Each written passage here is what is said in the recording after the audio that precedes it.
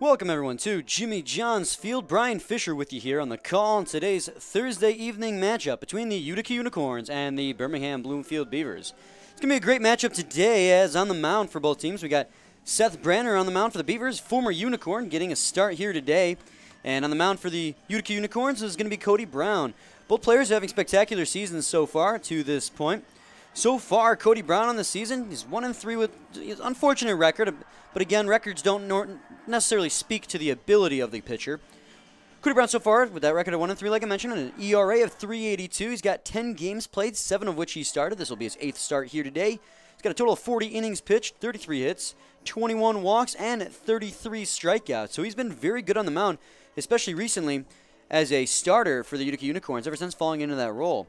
Speaking of which, in his last start, he went 6 innings pitched with 3 runs, only 2 of which was earned, gave up 3 hits, 5 walks, and 8 strikeouts.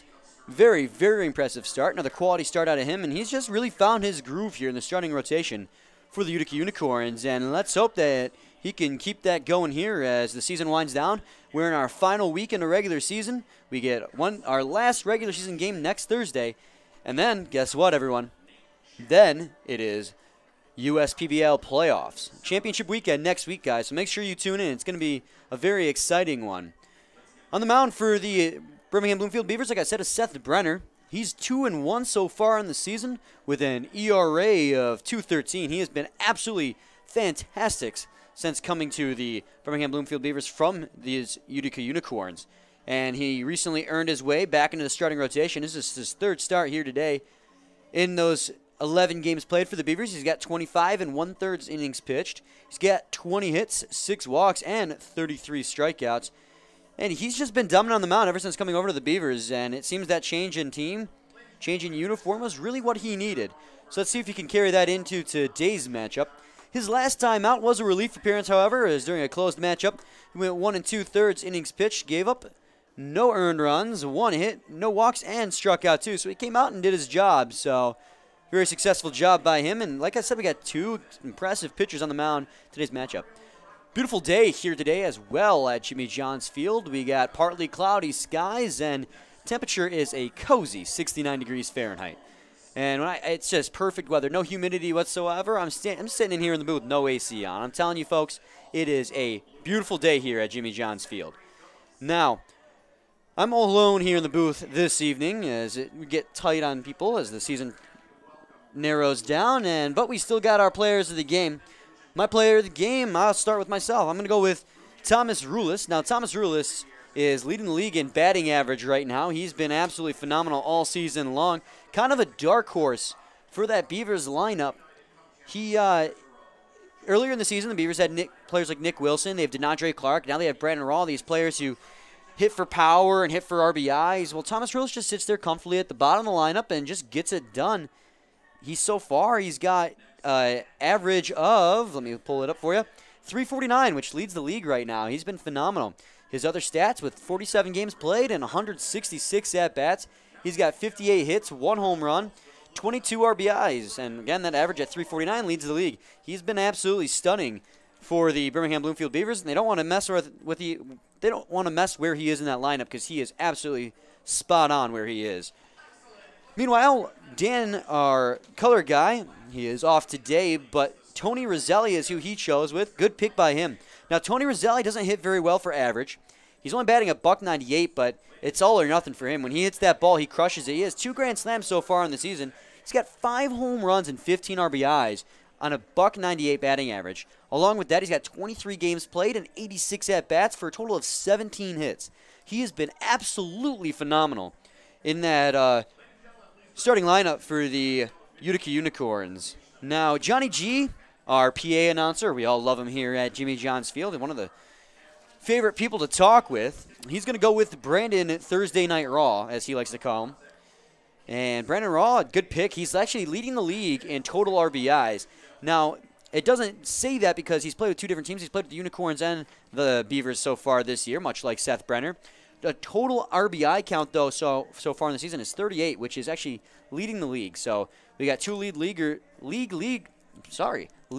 I get that messed up all the time. In the starting lineup for these Birmingham-Bloomfield Beavers today. Along with that, he's got 50 games played 197 at-bats with 51 hits, 8 home runs. So that's going to be up there for second in the league in home runs as well. And like I said, 38 RBIs, batting .259, so not a bad batting average either. He gets on about he gets a hit 1 out of every 4 at-bats. And that doesn't count in, obviously, walks, errors, hit by pitches, all the other ways you can reach base. So he's been very, very solid, and not to mention he's a solid outfielder as well. So it's going to be an exciting game, an interdivision matchup here. And as the managers exchange lineups with the umpires, it's just going to be a couple more moments until the national anthem and starting lineups for both teams. The Beavers and the Unicorns, like I said, it's an interleague matchup, so their interdivision matchup. Both teams are one of the best teams in their respective divisions. The Beavers are in first in theirs. They've been good all year long. And the addition of Brandon Rawl really helped things along there. He's been supplying a phenomenal amount of power. Now, Chris Cruz is back with the Unicorns. Now, he was hurt for a while there. He came back a couple of weeks ago, and he's a great bat to have in the lineup. Now, he doesn't hit fantastic for average. He's batting about .250, so he does a good enough job. 1 out of 4 at-bats, he tends to hit on a base hit. But he hits for power. He hits quite a few home runs, and he's got probably the best arm in the outfield for the Utica Unicorns. So look for him to make some fantastic defensive plays out there in right field. Anyways, it's time for starting lineups for both the Unicorns and the Birmingham-Bloomfield Beavers. And then after that, God Bless America and National Anthem. So we'll be back shortly with more. Please stay tuned. We'll send it down the field for that. First, let's welcome the visiting team, the Utica Unicorns, managed by Jim Essien. The starting lineups for today's game are sponsored by AAA of Michigan. Leading off and batting first from Carlsbad, California, the shortstop, number 15, Brett the Stash Alkin.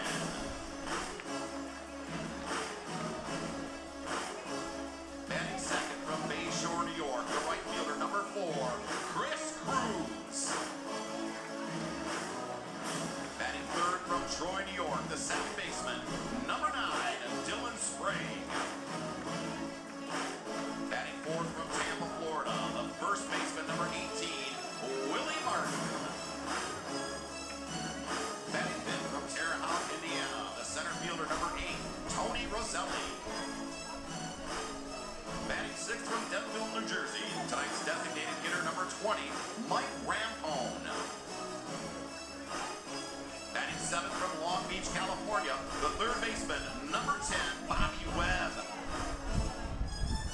Batting eighth from Louisville, Kentucky, the catcher, number 23, Chris Allen.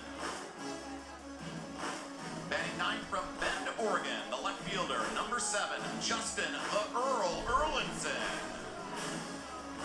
The starting pitcher tonight for the Utica Unicorns from Full Shear, Texas, number 18, Cody Brown.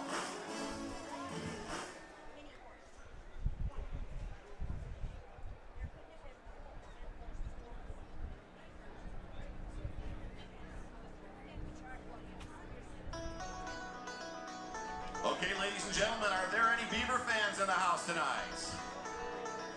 Okay, well, here they are, your home team for tonight's game, the Birmingham-Bloomfield Beavers, managed by Chris Newell.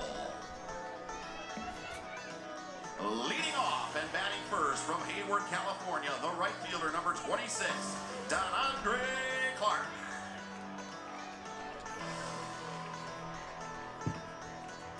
Batting second from Charlotte, North Carolina, the center fielder, number 20, Brandon Raw.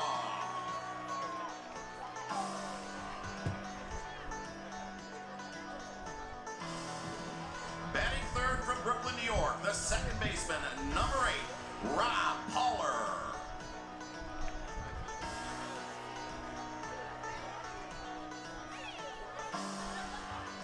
Batting fourth from Altoona, Pennsylvania, the first baseman, number 18, Christian Elzel.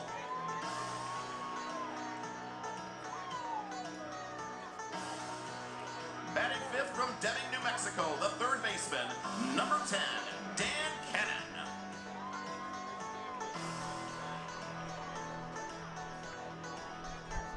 Batting sixth from Berlin, Texas, the designated hitter tonight, number 3, Nick Buckner.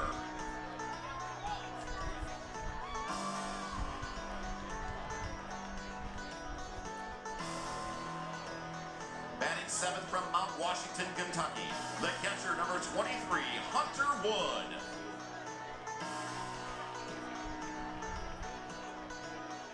Batting eighth from Miami, Florida, the left fielder, number 5, Daniel Oliveri.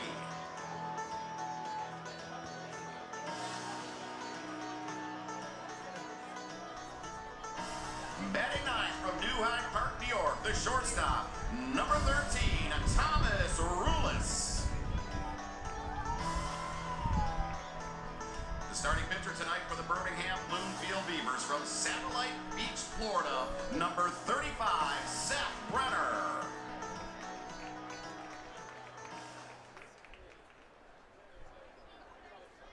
Ladies and gentlemen, at this time, please rise for the singing of God Bless America, performed tonight by Quartet Kit Grabowski, Amy Krager, Jamie Peschia, and Andrea Simpson of A Lotta Chatta from United Shore.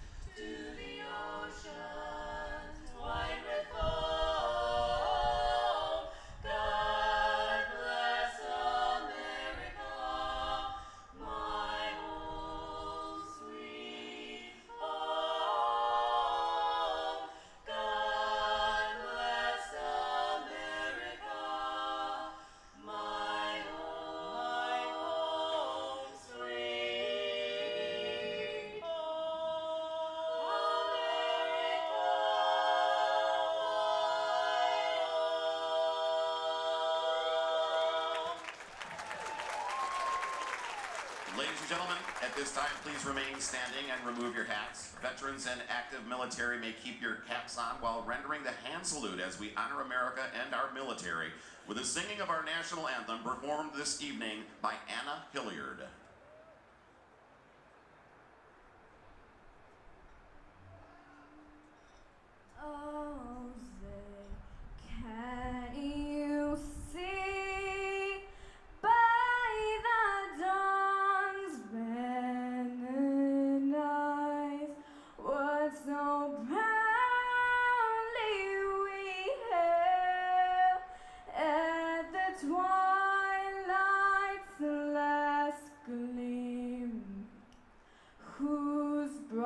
Stripes and bright stars through the perilous fight, o'er the ramparts we watched, where so gallantly streaming.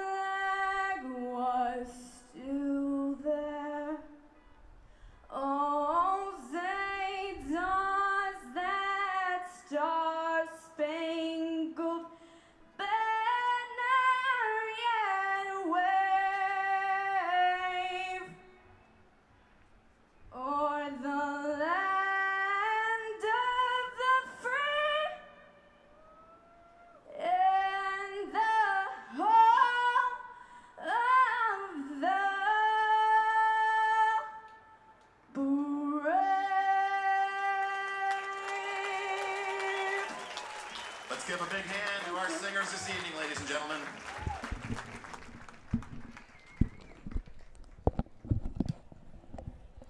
Welcome back, everyone. Brian Fisher with you here as we approach first pitch here in today's ball game. It's going to be Seth Brenner is going to take the mound first, as the Utica Unicorns are going to be taking first swings in this one here. I'm going to go through the starting lineup one more time for you in case you missed it.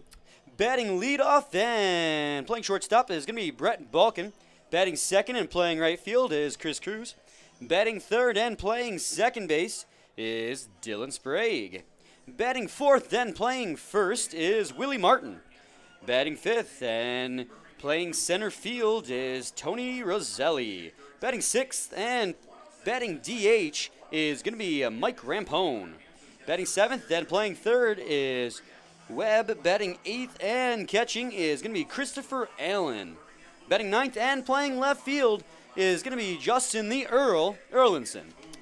Now defensively for the Birmingham-Bloomfield Beavers, going from 1 to 9 is your starting pitcher is going to be Seth Brenner. Your catcher is going to be Hunter Wood. Your first baseman is Christian Helsel. Your second baseman is Robert Poller. Third baseman is Dan Kennan. Your shortstop is Thomas Rulis. Your left fielder is Daniel Oliveri. Guarding center field is Brandon Raw. And protecting right field is Dunn Andre Clark. So we're just a couple seconds now from first pitch. It's going to be Brett Balkin who will be set to lead things off here for the Utica Unicorns, as he still takes a couple more practice swings. As always, Brett Balkin not only has that fantastic mustache that he's really well known for, he's got that one red sleeve. Now, it's hard to see his face from the stands, but you always know it's Brett Balkin based on that sleeve. A couple of these players have that trademark design, I'm not sure how to say this, the trademark clothing, article of clothing, and he's got that one red sleeve. Of course, the mustache is what he's known for. He's called Brett the Stash Balkin for a reason. And he's also a MVP candidate, MVP finalist here in the USPBL. So look for him to have a good game here. He's a fantastic contact hitter. He bats leadoff for a reason here for the Utica Unicorns.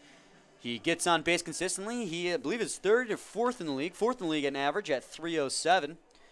He's just a really well-rounded player. The only thing he doesn't have is power, but he makes up for it with his speed on the base paths, his defensive ability, and that constant contact hitting the leadoff spot. And now here comes the first pitch. That's going to be a beautiful 72-mile-an-hour curveball in there for a first pitch strike here at 7:07 p.m. So 0-1 now on Brett Balkin. So far this season, like I mentioned, Balkin's got a batting average of 307. Got no home runs, 17 RBIs, however, with 47 hits, 31 runs, and 22 walks. He's going to ground that one to the shortstop, Rulis. Rulis has it. The throw is going to be just in time, barely beating the runner Balkin by a step. So it's going to be a 6-3 put out for the first out here in the ballgame. So it'll bring up the power hitting Chris Cruz to the plate. Now, Chris Cruz, besides his bat, has a fantastic arm out there in right field. He's got about average range, I'd say, but when he catches that ball or it drops down in front of him, don't push your luck, because his throws from the outfield are on the money. He's going to check his swing at a first pitch fastball. It's going to be a ball inside, 1-0 now.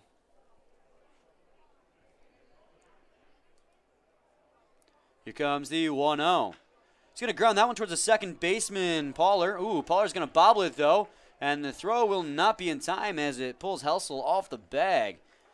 So Chris Cruz is going to reach safely here. I'm not sure if they're going to consider that one an error or the hit yet. I'll let you know as soon as, well, I know. It's going to be an E4. So Chris Cruz is on with an E4, and that'll bring up the second baseman, Dylan Sprague. Sprague's batting at .234 on the season with 2 home runs, 13 RBIs, 15 hits, and 21 walks. And here's the first pitch to him. He's going to take a fastball. It's going to hit the upper corner, inside, strike, 0-1. Decent leadoff there for Chris Cruz. Cruz also has some speed on the base paths. He holds his gloves in his hands to cushion it when he dives in. That's going to be a curveball. That's actually going to have Sprague ducking out of the way. He thought it was coming in, but broke back over the plate, although it was a tad bit high for a ball.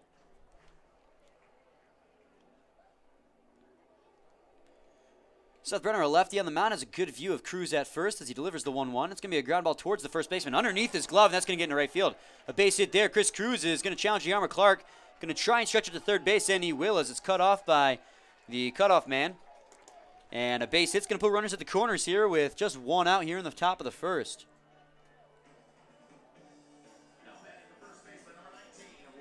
So now the first baseman, Willie Martin, is going to stand in. He's got an RBI opportunity here early in this ball game with just 1 out and runners at the corners. See if he can do the damage that needs to be done.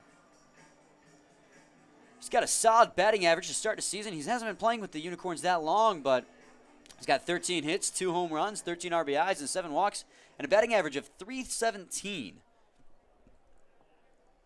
So he steps in now on the left batter's box. Brenner agrees on the sign. And he delivers the first pitch. That's going to be high for a ball. Looked like a fastball there, 1-0. 3 ground balls in a row. It's just the last 2 have been unlucky, and one was bobbled by Poller out there at second base, and then the first baseman Household dove, but it got underneath his glove.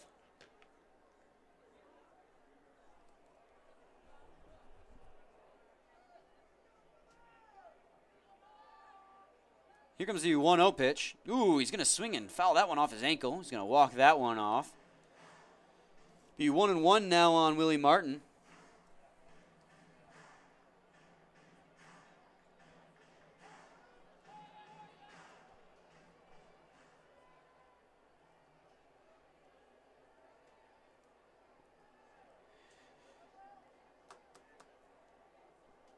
As the 1-1 comes in, he's going to foul that one towards the third baseman. Just a trickler, though. They're going to have to only get to play at first. It's going to be in time, but the run is going to score. So it's going to be a RBI ground out for Willie Martin here in the first inning.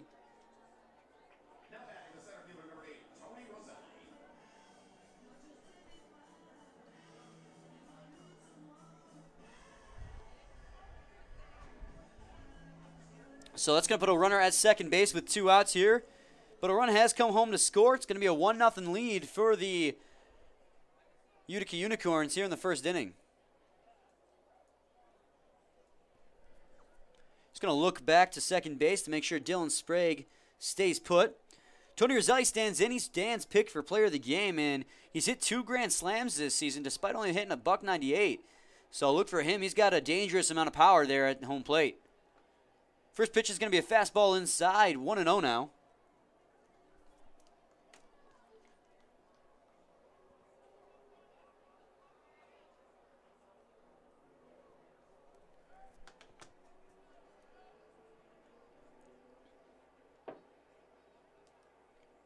One-oh pitch comes in. It's going to be foul ball right at the Utica Unicorns dugout. A couple of them had to duck out of the way there. So 1-1 now. Roselli's got an RBI opportunity here. He's got a runner at second base and 2 outs. Defense playing him straight up there. No shifts to speak of whatsoever. Brenner looks back to second base at Sprague and sets. Here comes the 1-1. He's going to fly that one foul out of play into the grandstands, and it's going to go 1-2. Look like another fastball there from Seth Brenner. His fastball tends to hover between 89 and 91, somewhere in the middle there. Well, his curveball is about 73 miles an hour, but it's got a lot of movement on it. It's a really dangerous pitch, especially when he's on his game, and Seth Brenner, when he's on his game, is untouchable.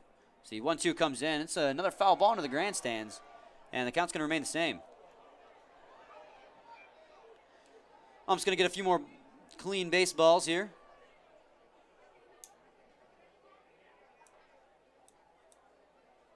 It's already a 1-0 lead in favor of the Utica Unicorns. The Utica Unicorns capitalized on an error by Robert Poller and managed to score Chris Cruz with a RBI groundout.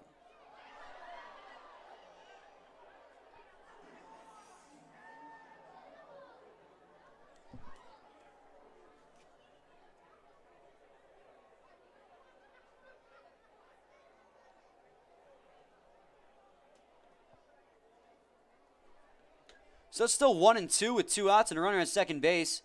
1-0 ball game in favor of the Utica Unicorns here. That's a tongue twister. I should just probably say Unicorns. And here comes the 1-2. Ooh, he's going to dust him off on a nasty curveball. He really got Tony Roselli guessing there, and a strikeout's going to end the inning.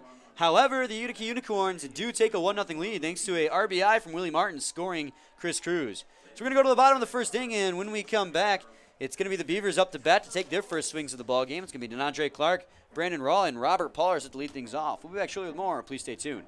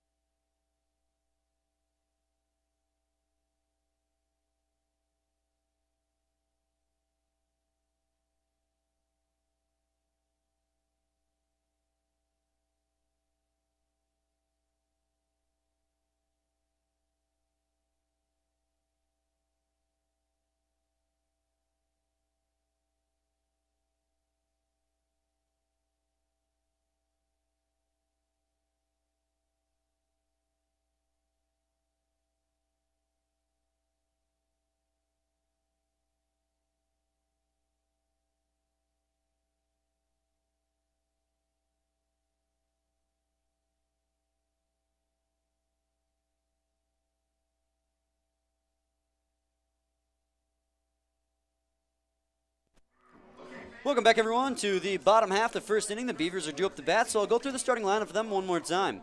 Batting first and playing right field is DeAndre Clark. Batting second and playing center is Brandon Raw. Batting third and playing second base is Robert Poller.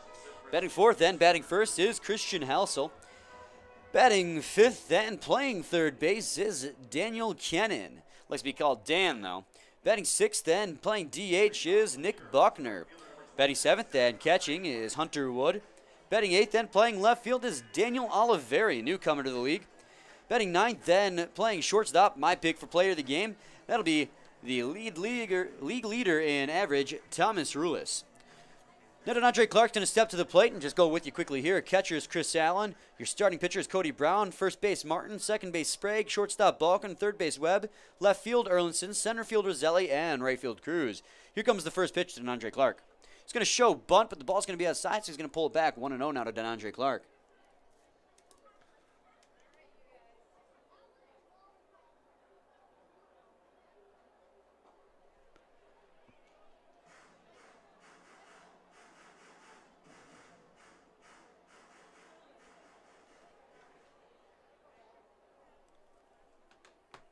And the 2-0 pitch is going to be outside. 3-0 now. Cody Brown throwing 3 straight fastballs that have gone away.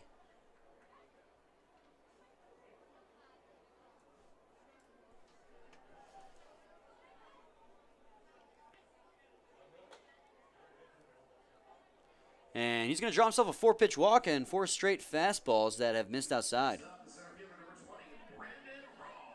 So now Brandon Raw will step in. He's your center fielder and batting second today, and is Johnny G's pick for player of the game. Brandon Raw has been absolutely stunning so far this season, especially for the Birmingham-Bloomfield Beavers, leading the league in home runs. In RBIs, and second in home runs.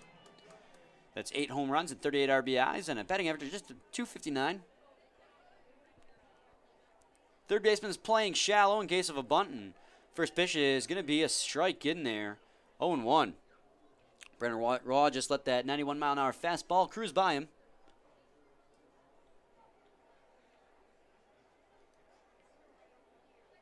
Throw it on first base. Clark's going to get in safely, however.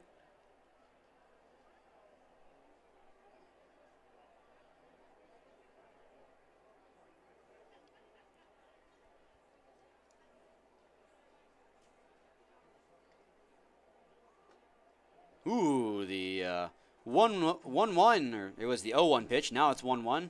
Got away from Allen there, but while bobbling it, was able to get a hold on it. As that fastball missed high. Cody Brown's throwing exclusively fastballs here in the bottom of the first. Just let a guy onto a walk here. It's going to be a ground ball by Raw. It's going to go back to the mound, only play at first base. Throws in time. That's going to be the first out. Runner will advance to second base, however.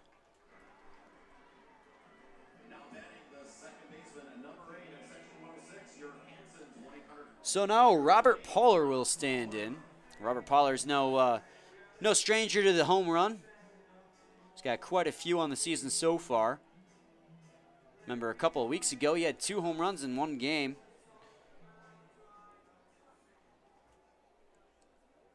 That was the day Dan picked him for player of the game. He's got 6 so far in the season.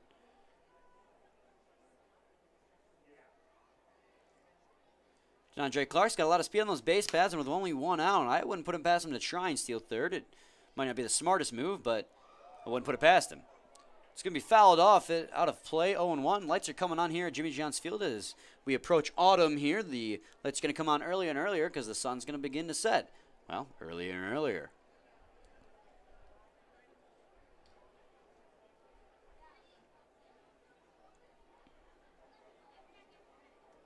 Recent addition to the ballpark was the keyhole leading to the mound. It looks really nice as Poller swings and misses there. It looked like a changeup outside, 0-2. So 1-0 lead for the Utica Unicorns thanks to an RBI ground out from Willie Martin in the top half of the first. Although the Beavers with 1 out have a runner in scoring position and an opportunity to tie it up. Robert Poller batting .355 on the season so far. But did he go around? They're going to appeal and say he didn't. So that's going to be a ball, 1-2. That one was close.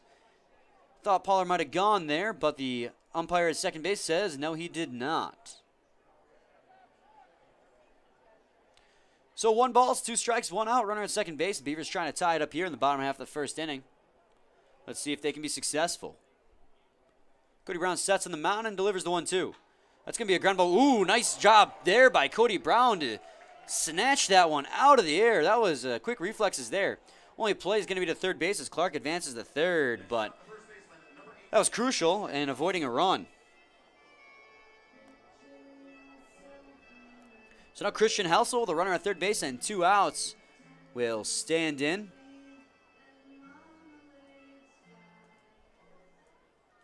As Christian Helsel so far in the season has got a batting average of .321, 2 home runs, 7 RBIs, 17 hits, and 3 walks. And there's a reason why he hits in that cleanup spot for the Beavers. First pitch is going to be a change-up high, 1-0.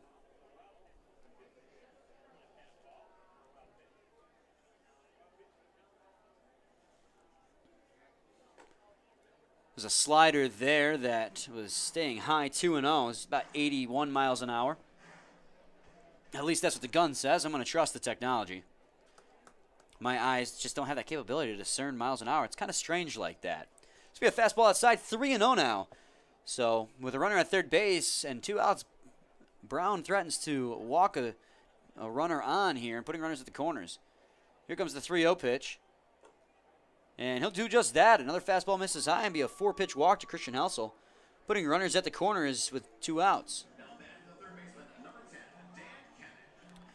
So the third baseman, Dan Kennan, will stand in. He's got an opportunity here to tie this ball game up.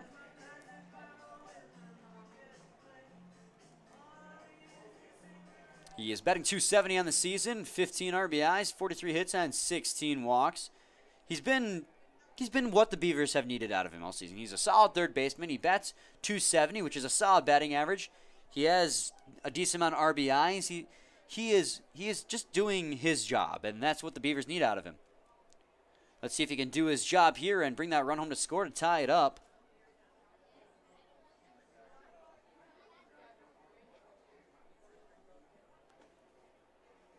The 1-0 pitch is going to be a fastball right over the heart of the plate, 1-1.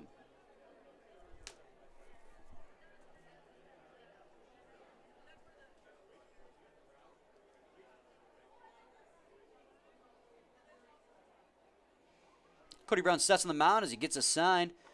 He's going to deliver a curveball there. I'm sorry, that was a slider, 1-2. It was a slider that was just down low. So 1 ball, 2 strikes, 2 outs here.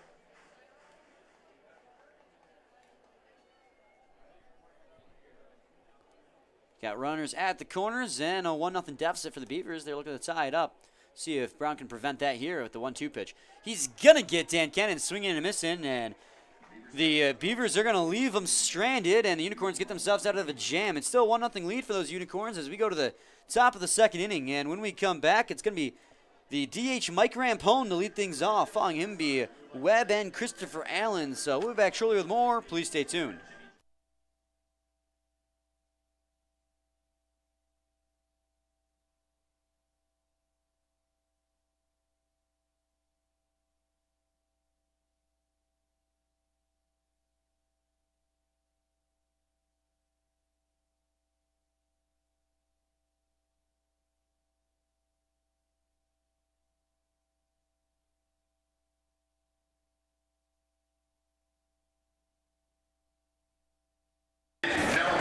Please direct your attention towards home plate. We are proud to introduce Jeff and Chelsea. And Jeff and Chelsea have been blessed and are expecting an addition to their family. And with the help of Diamond Hoppers Casey Chenoweth, we are about to find out whether their bundle of joy is going to be a boy or a girl.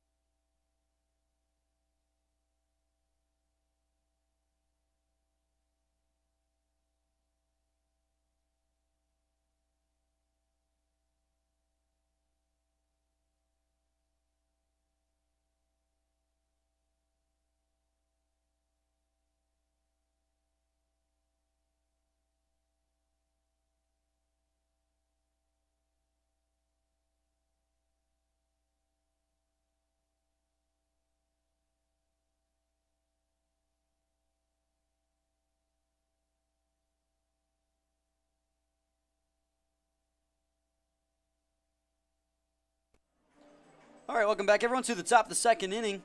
Mike Rampone set to lead things off here. He's got a batting average of .261 on the season so far. 1 home run, 8 RBIs, 24 hits, and 15 walks. He gets on base with consistency for the Utica Unicorns. That batting average .261 proves that.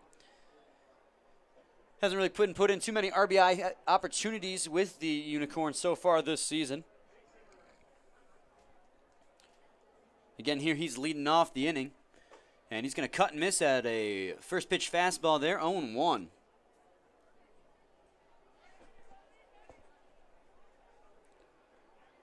Defense playing Rampone straight up. That's going to be a slider inside, 1-1. Unicorns currently have a 1-0 lead. That was thanks to the RBI ground out from Willie Martin in the top of the first. That's been all the action we've had so far. That's going to be an unearned run, though, for Seth Brenner, as it was Chris Cruz who came around to score. He reached on an error. 1-2 now after Rampone fouls one into the netting.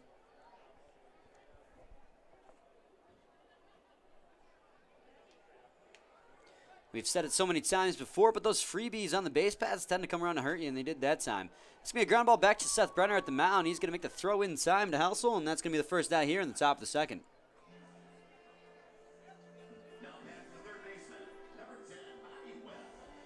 So now Bobby Webb will stand in. He's your third baseman for the Unicorns today. Batting .240 so far in his shortened season since joining the Unicorns. He's got 1 home run, though, with 5 RBIs, 6 hits, and 3 walks. He's done a pretty solid job joining the team down there, solidifying that third base. See what he can do here with 1 out in the top of the second.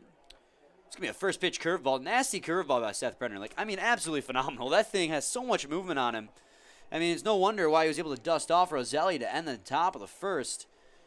1-0, though, as that one missed inside, and that's going to be a fastball that misses inside as well. 2-0. That was a close one, though. Could have gone either way. Beautiful evening here at Jimmy John's Field. I said it before, about 69 degrees at game time, and skies have cleared up from partly cloudy to just clear blue skies. That one's going to be a ball inside, 3-0.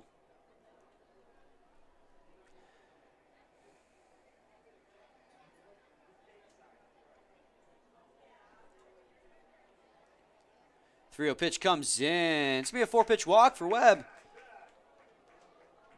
And walks are just as good as base hits, in my opinion.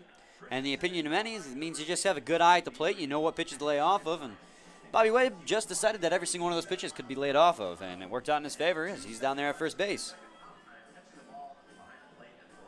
So now Christopher Allen, the catcher, is going to stand in. He's batting just a .179 so far in the season. He's got 2 RBIs, 5 hits, and 9 walks. Brenner sets on the mound, takes a look down there at first base. Ooh.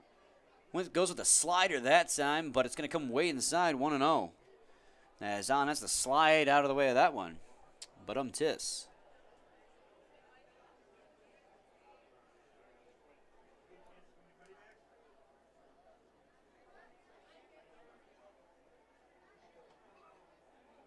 That's going to be a strike on the outer third of the plate. Nice fastball location there by Brenner, 1-1.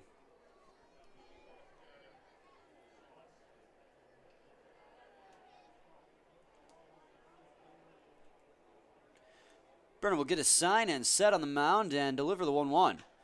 That's going to be a fly ball down the right field line, but it's going to be a hook and foul. It's going to go off the Chevy Pavilion out and right.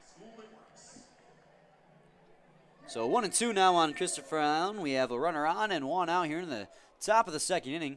Unicorns do have a 1-0 lead, however, thanks to the RBI from Willie Martin in the first. That scored Chris Cruz, who had reached on an error. Here comes the 1-2. Swing, and it looks like he got a piece of that one. Tried to go with a breaking ball, or off-speed pitch at that time, I should say. Christopher Allen bit, but was able to just get a piece of it to stay alive, and it's going to remain 1-2. It's Thirsty Thursday here at Jimmy John's Field, and we all know what that means. So here comes the 1-2. That's going to be a fly ball towards center field. On the run is Brandon Raw. He's going to be ranging to his left. Nice sliding play to make the catch there. And that is why the Birmingham-Bloomfield Beavers wanted him so badly. Fantastic catch out there as he had to run charging to his left and just slid in underneath it and made the basket catch. So with 2 outs and 1 on, it's going to be Justin Erlinson.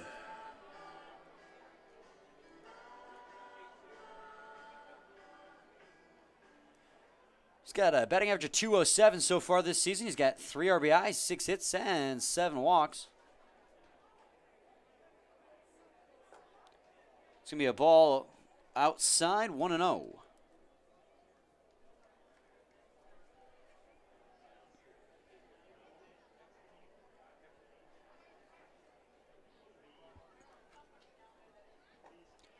Goes the fastball inside, 1-1 as that one hit the strike zone according to the ump.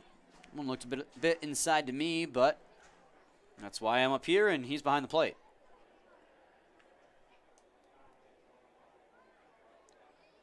Brenner delivers the 1-1. He's going to check his swing on that one as he allows a fastball to come inside, 2-1.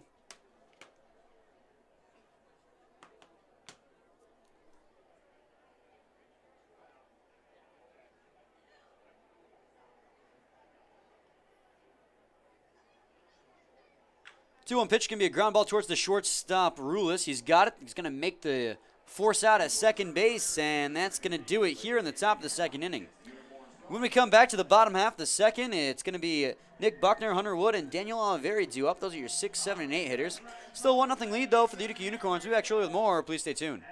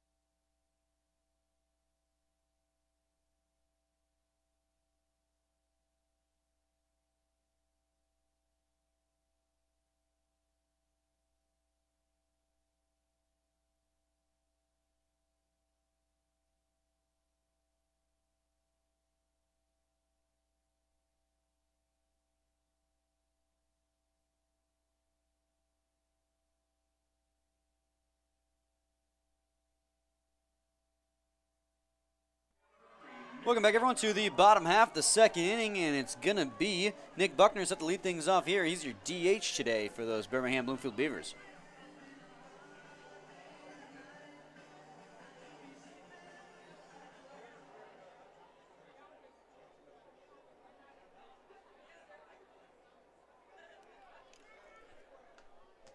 Buckner batting .220 so far in the season. He's got 1 home run, 8 RBIs, 31 hits, and 16 walks.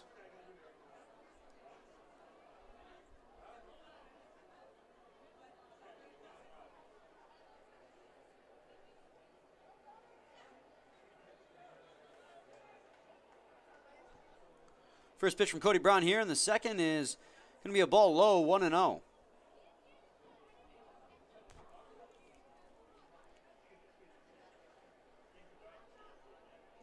to be a ground ball back to Cody Brown. He's going to make the underhand toss down to the first base where Martin has it. It'll be the first out. That is 3 outs already in this ball game that have come right back to the mound at Cody Brown. 4 in total if you count the one that went back to Seth Brenner last half inning. So basically what you can take away from that is the pitchers are doing a good job making sure the batters don't get good contact. Hunter Wood will step in, batting a .194. He's got 6 RBIs, no home runs, 13 hits, and 20 walks. He's got a good eye at the plate. Just hasn't been making good contact as he swings and misses there. Looked like a changeup, 0-1. Looks like it went off the hand of Allen as he's shaking that one off. Must have jammed his finger.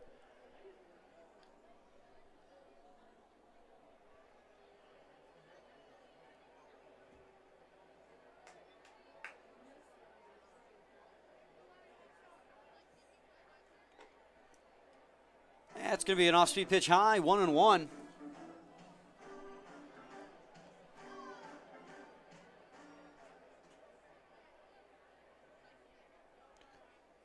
He gets the sign and he sets on the mound. Here comes the pitch. That's going to be a fastball that hits the outer third of the plate for a strike. 1-2 now. Got one out, no runners on here in the bottom half of the second inning. Beavers going with that dark navy uniform that looks so slick. So the 1-2 pitch comes in. He's going to freeze him and ring him up. So a strikeout looking here for Cody Brown. It's going to be the second out here in the bottom of the second. So now Daniel Oliveri is going to stand in.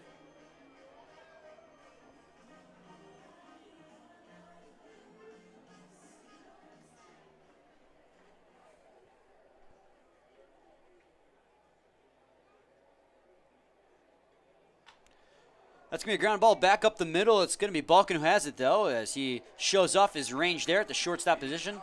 Makes the throw to Martin in time, and it's going to be a 1-2-3 inning for Cody Brown on the mound.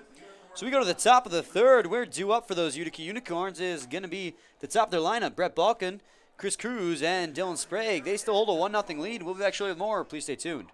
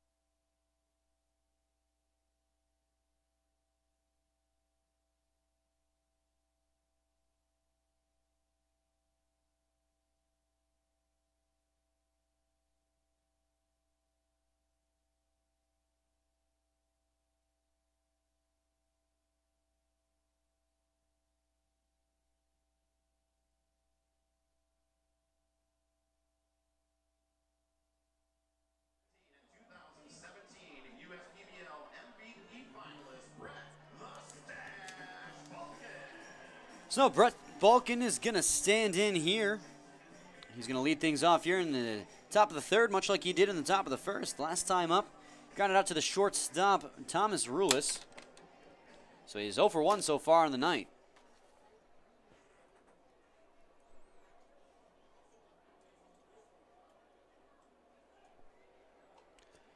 That's going to be a curveball that just won't break, and it'll be outside 1-0.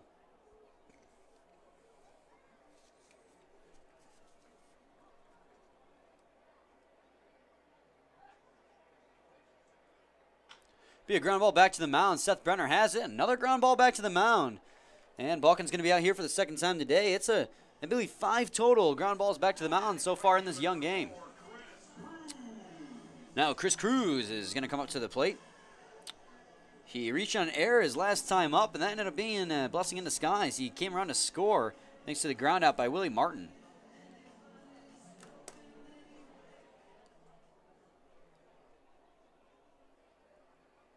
Here comes the first pitch to Cruz. Ooh, he's going to swing and just barely get a piece of that one. That's a nice fastball there by Brenner. 0-1.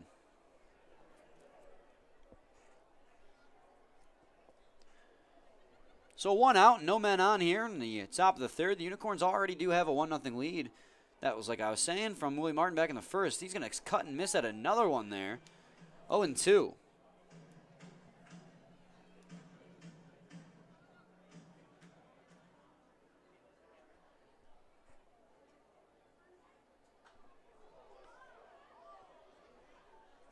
Yeah. Foul ball to play, so the count's going to remain the same.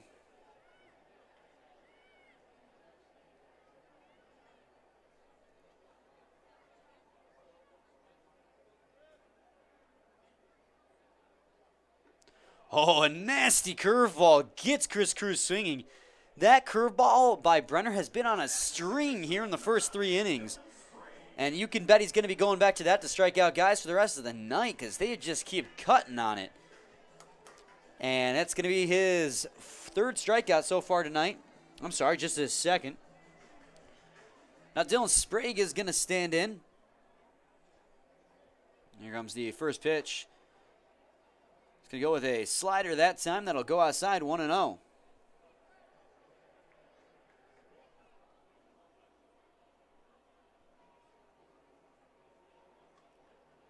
He's going to go outside again with another breaking ball, 2-0.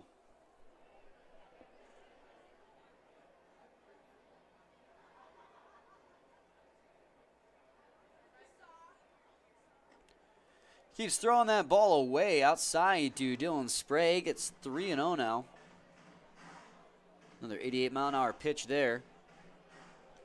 Speed and location's been consistent. Unfortunately, he's outside the strike zone, so Sprague hasn't been biting. Comes to 3-0. 4 pitches in a row, 88 miles an hour outside the strike zone. That's going to draw a walk. So 2 outs is going to be a walk and a man on for the Beavers. I'm sorry, the Unicorns. Misspoke there. Now the man who got the RBI back in the first is going to step in, Willie Martin. He grounded out into the RBI to the 3rd baseman, Dan Kennan, his last time up. Won't count as an at-bat officially, I don't believe.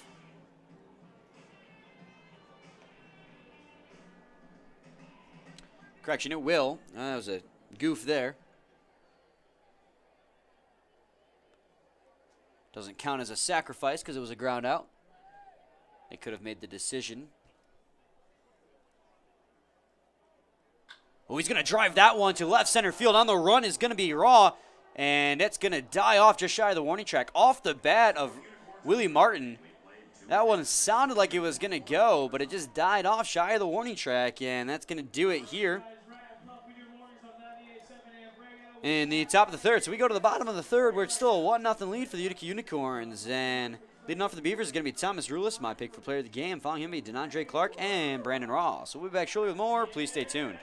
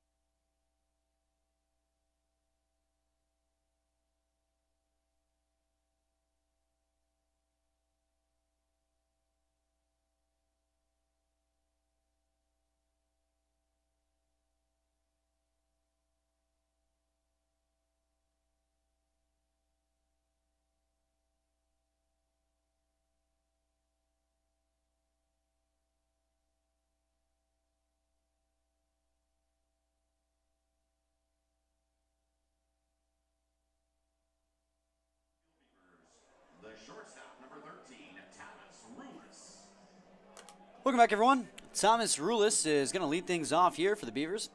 I'm Brian Fisher, and I'm on the call for you today in this Thursday evening matchup. Thomas Rulis is the guy I went with for player of the game. Our daily pick the stick. I lost the word there for a second. That was so strange. So, like I said, Thomas Rulis is leading the league right now with a batting average of .349. He has 1 home run on the season, 22 RBIs, 58 hits, and 15 walks. He's going to take a pitch outside for a ball, 1-0. Cody Brown had a quick second inning going 1-2-3.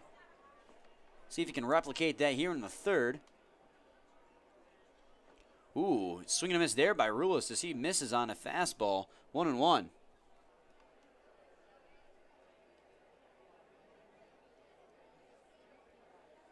Third baseman Bobby Webb is playing a little bit shallow there on the third baseline. In case there's a bunt, he can get there quicker. 2-1 now after that pitch missed low.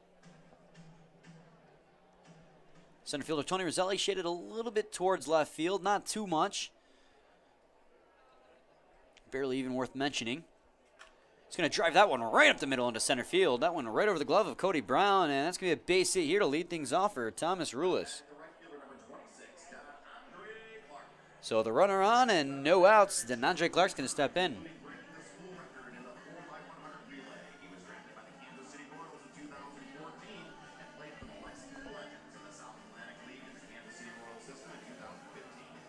So now DeAndre Clark's going to step back in, and he let things off today with a walk.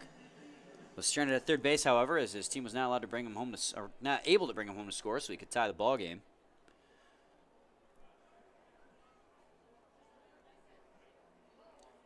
First pitch is going to send Thomas Rulis. That's going to be just a trickler that gets through the 5.5 hole. And DeAndre Clark, who got off to an early jump on that hit and run, gets all the way to third base. So they'll put runners at the corners just like that with no outs for Brandon Raw. Clark hit a bleeder there through the 5.5 hole that just no one was able to get to. Second baseman and shortstop Balcom playing double play depth, while the third baseman Bobby Webb was playing in case of a bunt. So they were spread out nicely, and that bleeder just got through that large hole there into the outfield. And because of the hit and run situation, Clark was able to get over to third base in a hurry. So runners at the corners and no outs. First pitch to Brennan Raw is going to be a strike on the outside corner. Nice location there by Cody Brown, 0-1.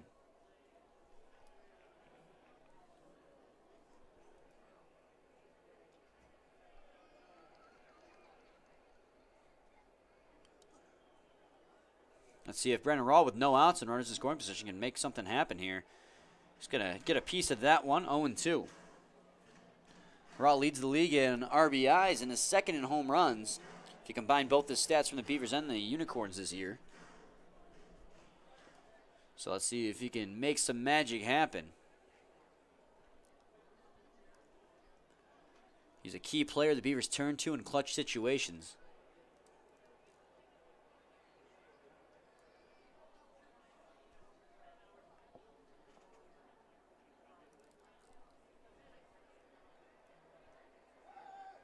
That's going to be a ground ball. Ooh, towards the second baseman, Sprague. That'll be a fielder's choice RBI for Brandon Raw.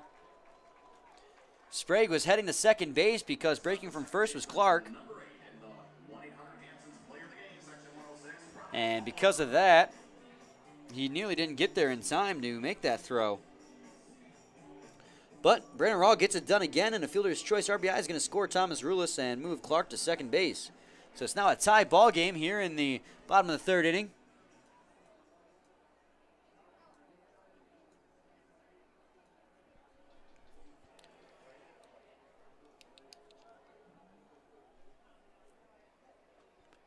That's going to be a breaking ball outside, 1-0.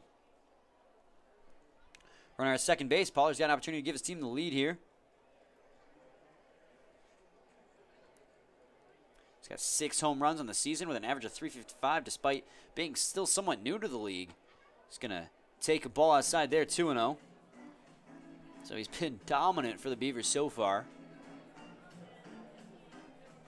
Not much of a breeze to speak of today, so if they're going to hit one out of the park today, they're going to have to do it with their own power. No wind's going to help them.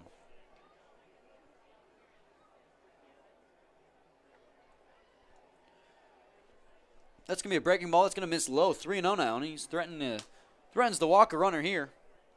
Although if they did, that would set up a double play situation. Here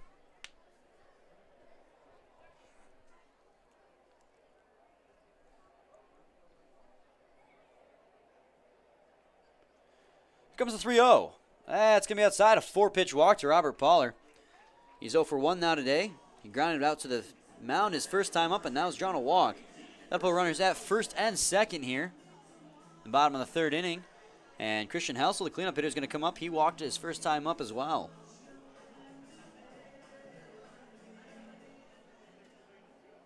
See if he can bring home Denandre Clark from second base and give the Beavers their first lead of the ball game.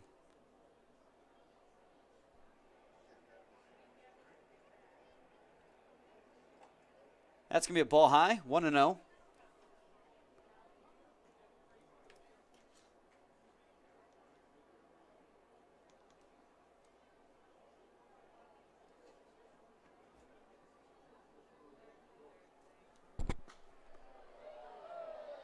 It's going to be a fly ball in a foul territory on the right side. It's going to be Giddy on a play, though, as it lands in the Unicorns' dugout.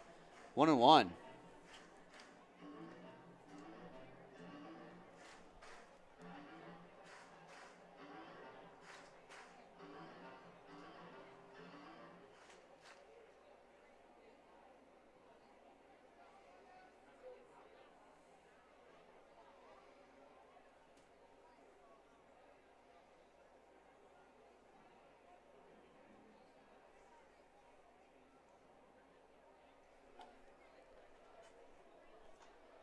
It's going to be a slider that's going to go outside, 2-1.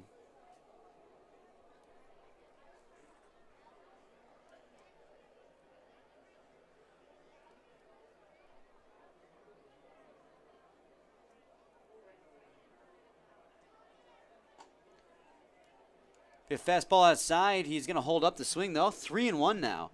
So 1 out and runner at first and second base. Beavers threaten to take the lead here. Bottom of the third. Unicorns have had the lead up until now after they took it in the top of the first inning, so a Willie Martin ground out RBI. No such luck, though, ever since then. Christian Housel's going to swing and a miss there at a breaking ball down low, and the count's going to run full. So full count now with runners at first and second and 1 out. See if Cody Brown can get himself out of a situation here. The game is tied. Ooh, cutting and missing there is Helsel. And he's going to go down on strikes. That's going to be 2 outs now for Dan Kennan. See what he can do here.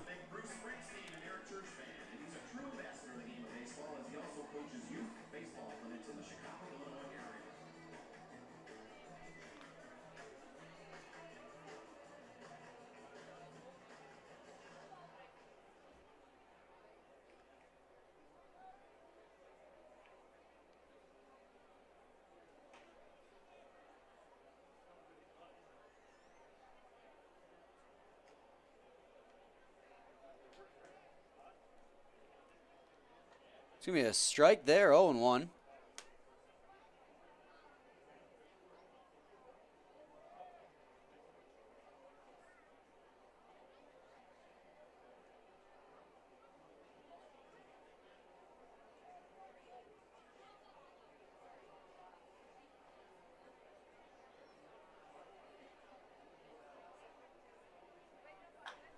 Be a ground ball down the third base line. Webb's got it, though, and he's going to tag third base and get the force out.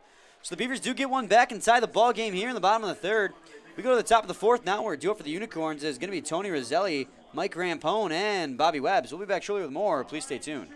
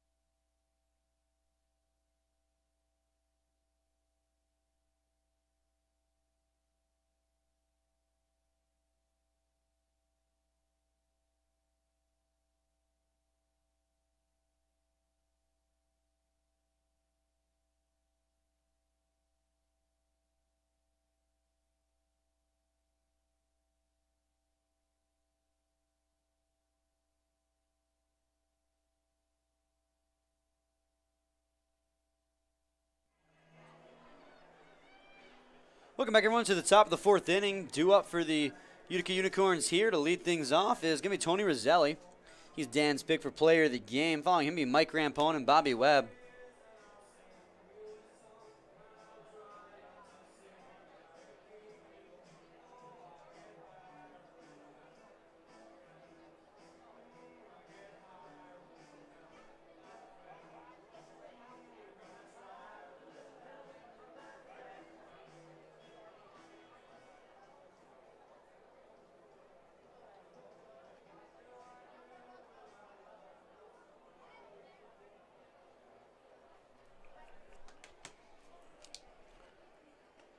That's going to be in there for a strike, 0-1.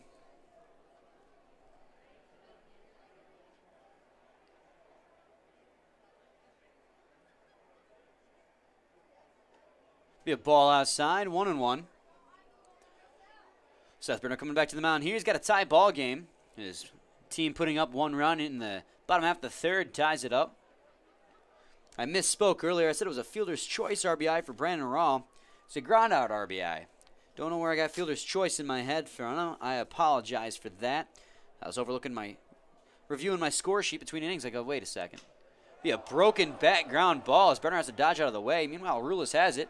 Throw to first. He's going to pull Helsel off the bag, and that's going to make him safe down there at first. Roselli, that is. That's going to be another error for the Beavers. The throw was from Thomas Rulis, so it's going to be an error on him.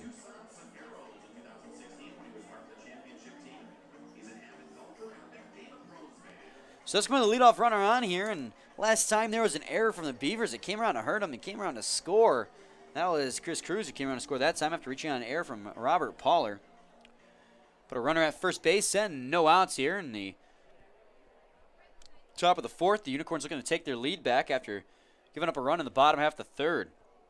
Mike Rampone stands in to do that now. Pitch out there.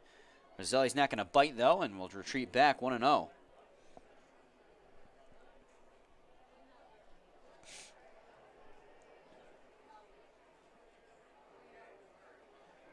Sky's beginning to turn orange and blue as that sun begins to fall beneath the horizon. Beautiful night here at Jimmy John's Field. 2-0 now. I can count the number of clouds in the skies on one hand. I do that for you, but you can't really see my hand. Here comes the 2-0 pitch. That's going to be on the outer third of the plate. 2-1. Nice location there by Brenner. That one could have gone either way. Really froze Rampone because, I mean, there was not much to swing at. If he swings, he makes contact, it's going to be a ground ball. It's going to get off the end of his bat. So the 2-1 comes in. That was going to be a tad high, though. 3-1. So runner at first base and no outs here in the top of the fourth as the Unicorns look to reclaim their lead here.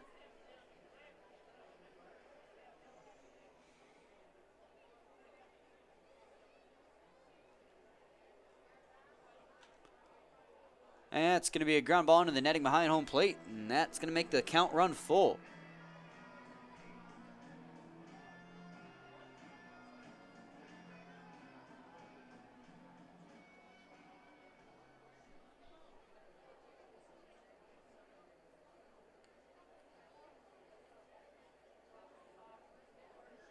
Three-two pitch, going to be high, so he's going to draw a walk there on a full count. He's going to put runners at first and second.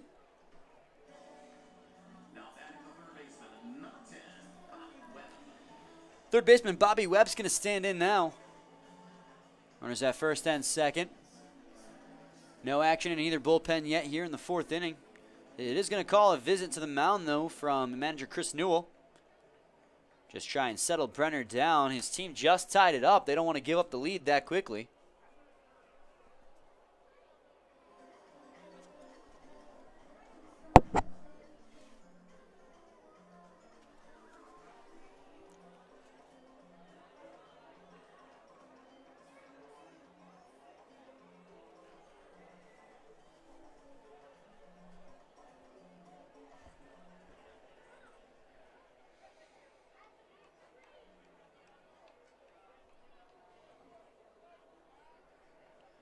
Runners at first and second, no outs.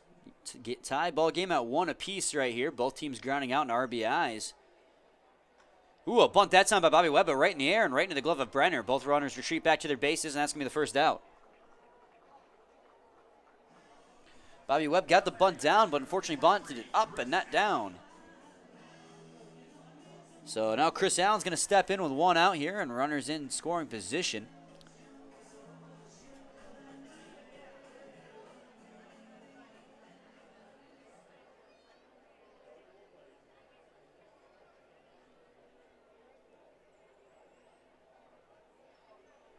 Allen, his last time up, flew out to the center fielder, Brandon Raw. And it's going to be a pitch inside to Allen, 1-0.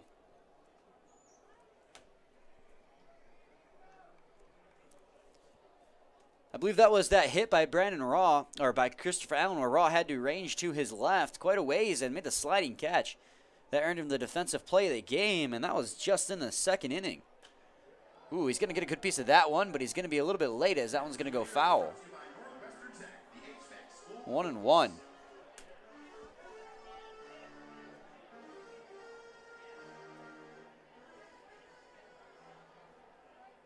Runners at first and second base. 1-1 count and 1 out here. Unicorns looking to reclaim their lead after they gave up a run in the bottom half of the third. Be a fly ball towards right field into foul territory. Runners are going to retreat back to the base pads as that one's going to land out of play. On the right field line. 1-2. Helsel will make a slow walk back to first base. He went full on charge mode trying to get that one in foul territory. And unfortunately, like I said, it landed out of play.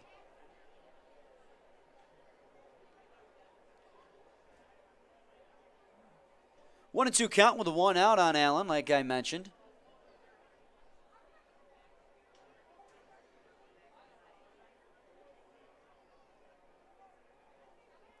Seth Brenner's going to set on the mound and take a peek back to second base, deliver the 1-2 pitch. It's going to be a ball down low and inside, 2-2.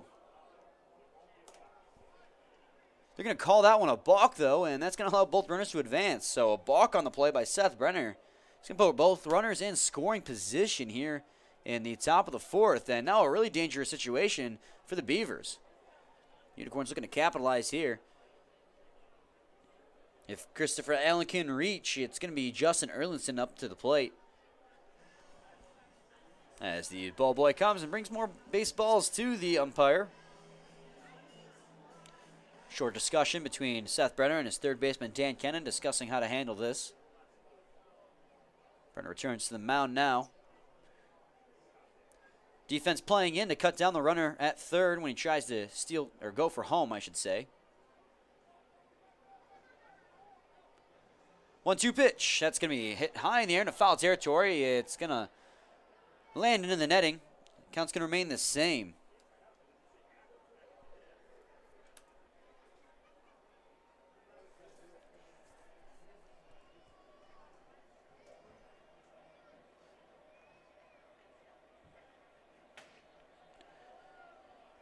So still a 1-2 count with 1 out, but now that both runners are at second and third. Here comes the 1-2. Be a ground ball down the first base line. That's going to allow one run to score. The only play is going to be at first base. They will get there in time as Helsel makes the throw over to the second baseman, Pollard, who was covering. Now batting the left fielder, number 7, Justin Erlinson. So now Justin Erlinson will step in. 1 run did score, though, on that ground out, so it's a ground out RBI. 3 ground out RBIs have done the damage. Basically, the moral of the story is don't let leadoff runners on and don't give up errors, because that's how all the runners have scored so far today. The runner at second base, which was Mike Rampone, moves over to third. And we still have a runner in scoring position here with 2 outs for Justin Erlinson. And, ooh, it's going to be Rampone who tries to steal home, but he's going to be tagged out. Mike Rampone charging down the third base line, trying to steal home plate, will be unsuccessful.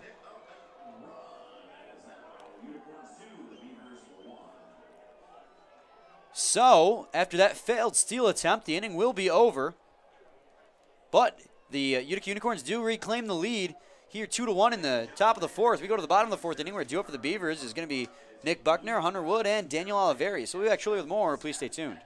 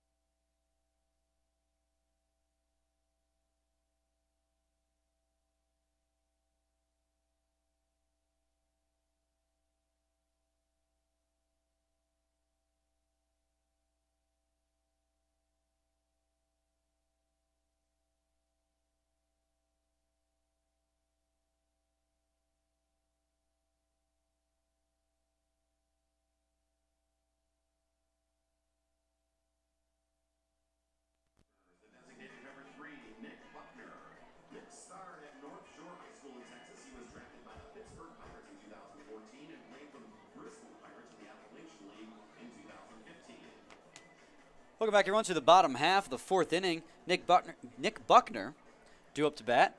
The slip of the tongue there. Beavers now are trailing 2-1 after the Unicorns got another run back, and a broken bat, and the ball's going to go right back to the mound. Cody Brown has it. Will make the throw on the first and in time. Cody Brown, fearless on the mound, doesn't even think twice about the barrel of the bat flying past him and makes the play anyways. As he so politely gives the barrel of the bat back to Nick Buckner as he walks by. So now Hunter Wood with one out will stand in. Seen a couple of broken bats here today. As Mickey Redmond would say, they just don't make them like they used to. Of course, when he says it, he's regarding hockey sticks.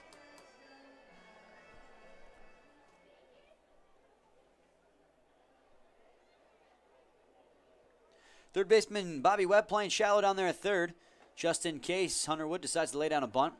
0-1 now.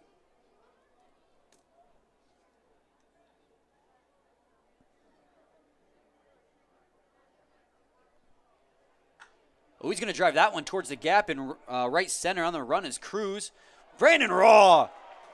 Or Tony Rosselli, actually. Tony Rosselli makes a fantastic diving play and catches that baseball. Wow, what a great play by him.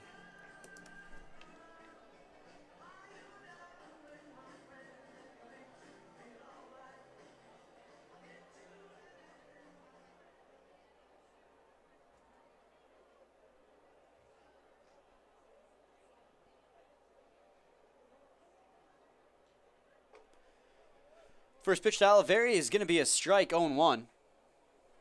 Oliveri has no one on base and 2 outs here after a fantastic diving play by Tony Rosselli in center field, as I excellently said somebody else's name.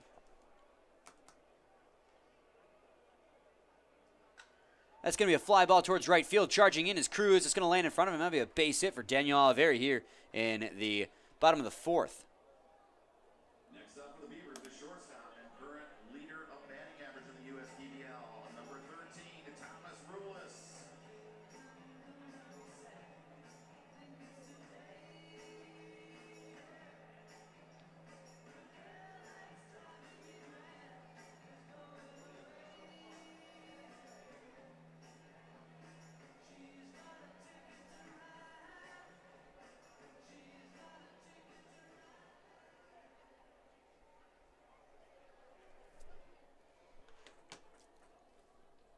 So a base hit here in the bottom of the fourth is going to put a man on with 2 outs. It's a 2-1 lead for the Unicorns. Beavers looking to rectify that here. With the league leader in average, Thomas Rulis up to the plate. Hits that one in the netting behind home plate. His last time up, he reached on a base hit, so he's already reached one safely today. See if he can do that again here. 0-1 on him, though. He was my pick for player of the game.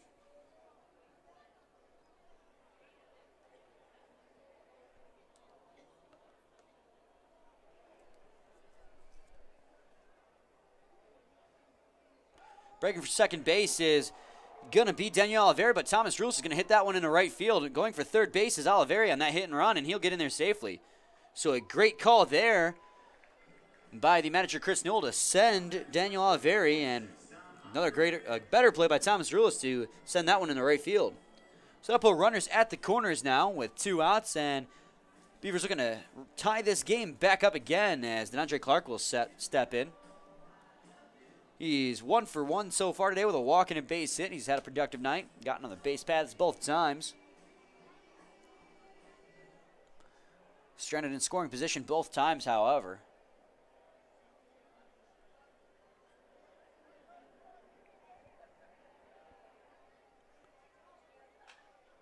That's going to get under the glove of Bobby Webb as he's diving down there. It'll be an RBI base hit for DeAndre Clark, and the Beavers have tied this one back up again.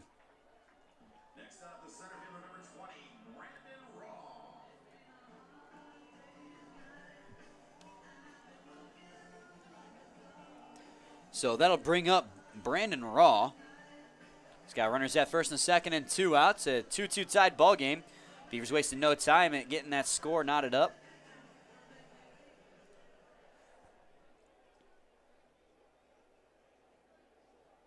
Tony Rizzelli with a beautiful diving play just a few minutes ago, but unfortunately the Beavers are still able to tie it up here.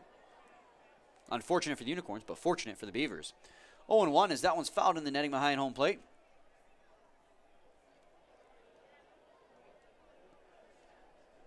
Sun's going down, so the temperature's beginning to drop here as it gets in the low 60s. Chilly breeze coming through the window here at Jimmy John's Field into my booth. The 0-1 pitch is going to be a tad high. 1-1.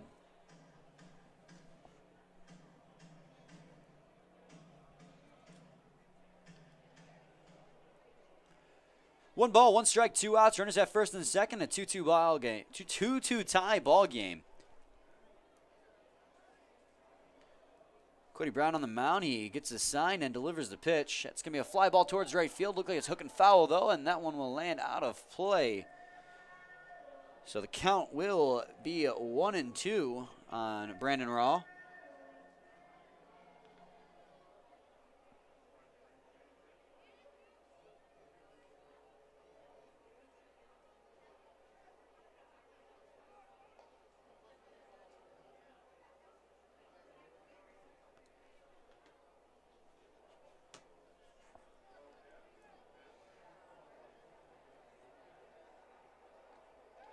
And that's going to be a strike on the outer third of the plate.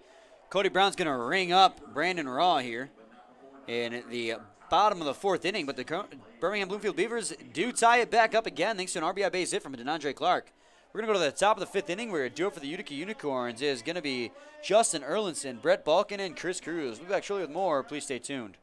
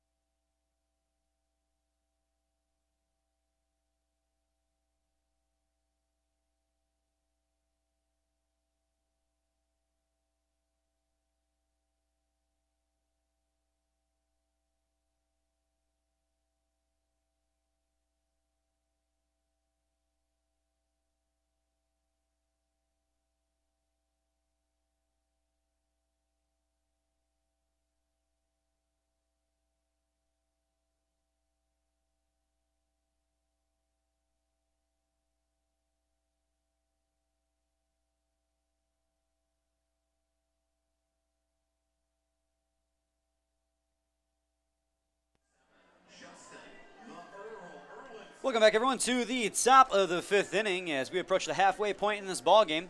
It's going to be Justin Erlinson to lead things off here. He was at bat in the last inning, but it was Mike Rampone trying to steal home who was thrown out at home plate. So he'll continue his at bat here with a fresh count. He's going to cut and miss at a first pitch fastball from Seth Brenner, and it's going to be an 0-1 count on him now.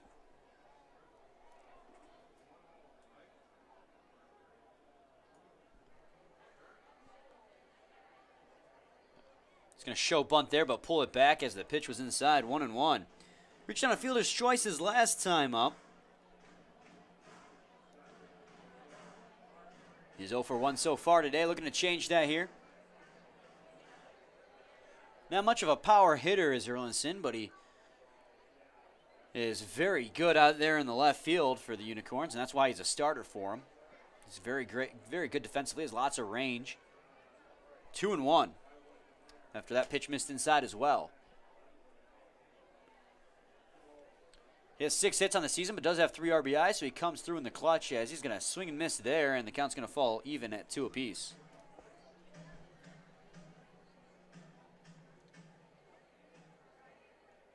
I've talked several times with Erlinson, and got to say he's a very nice gentleman, and he's so funny. If you ever get a chance to meet and greet with him, I guarantee he'll make you laugh. Full count now on Erlinson.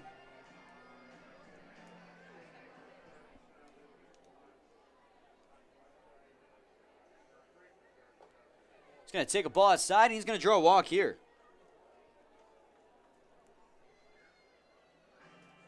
Now batting the shortstop, number 15, Brett the Stash Balkin. So now Brett Balkin's going to stand in.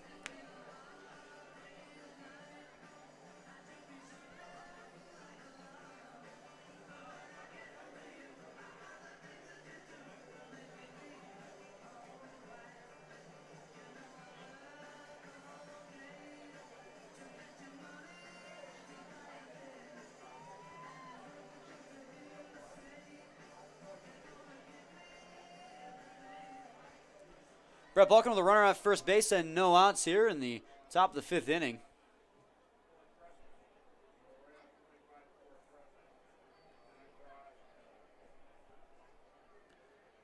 Be a ball high and away, 1-0 now on him. He's 0 for 2 so far today. Grounded out to the shortstop Rulis and to the pitcher Brenner so far in today's ball game.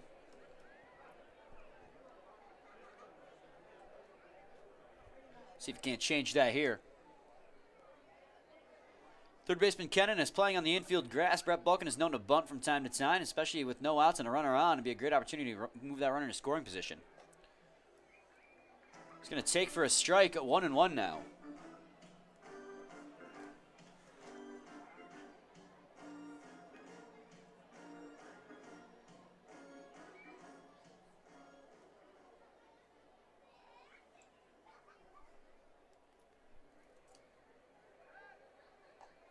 Throw it on a first base, more of a warning throw than anything as Erlinson steps back in without much of an issue.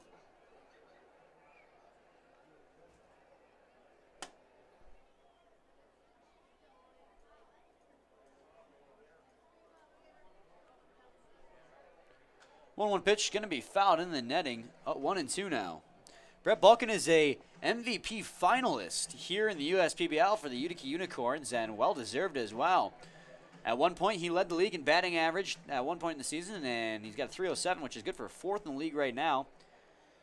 He's a fan favorite here, and definitely, I know I said this about Erlinson too, but you can walk up to Balkin and he'll talk to you about anything. He's a very nice guy and loves to talk. And I mean that in a good way. It's going to be 2-2 now after that pitch missed inside. He's great with the fans. He's always interactive. And not to mention, he's a darn good baseball player on top of that. He's got fantastic range at the shortstop position. He can make even the hardest plays look so easy. And then that 307 batting average, he's consistent at the plate, which is why he hits leadoff. He's good at what he does. So well-deserved MVP finalist for sure. Let's hope it goes his way, and maybe he'll win it. He's going to take a pitch inside for a ball. Full count now on Brett Balkin.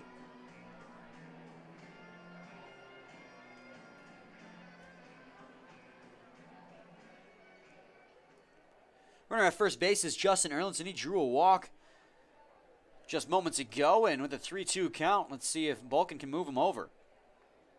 Going to throw it on to first again. Erlinson has to dive in that time. They get him! And Seth Brenner picks off Justin Erlinson at first base. And he will retreat back to the dugout, and now bases are clear with 1 out. Count's still full on Brett Balkin. Seth Brenner moving fast there. Throw right on the money as Helsel tags Erlinson before he gets a hand in there. Not much argument from Jim Essien. It's going to be a fly ball towards the gap in right center. Moving as Clark does. That one hangs in the air a little bit too long. Wynn takes it to right field, and Clark has it.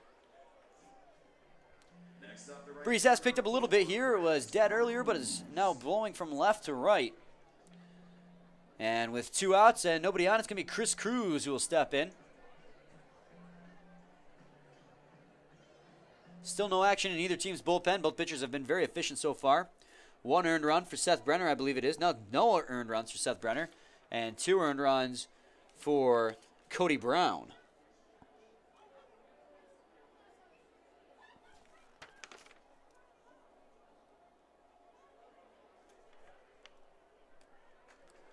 That's going to be a foul ball in the netting behind home plate. It's going to be 0-2 now on Chris Cruz as he risks striking out here to end the top of the 5th. He gets a sign and delivers the pitch. 0-2 is going to get a piece of that one. It's going to trickle foul, though. Count's going to remain the same. There's a shift going on in Chris Cruz here. You got the shortstop, Thomas Rulis, who's playing directly behind second base. The third baseman, Dan Kennan, playing normally where the shortstop would be, so you got clear skies over there down the left field line. You got your second baseman, Poller, playing close to first base, but Cruz going to swing and a miss at a fastball there and go down on strikes. So the score is tied here. We are halfway through this ball game. We go to the bottom of the 5th inning, tied 2-2. When we come back, it's going to be Robert Poller, Christian Helsel, and Dan Kennan up to bat. We'll be back shortly with more. Please stay tuned.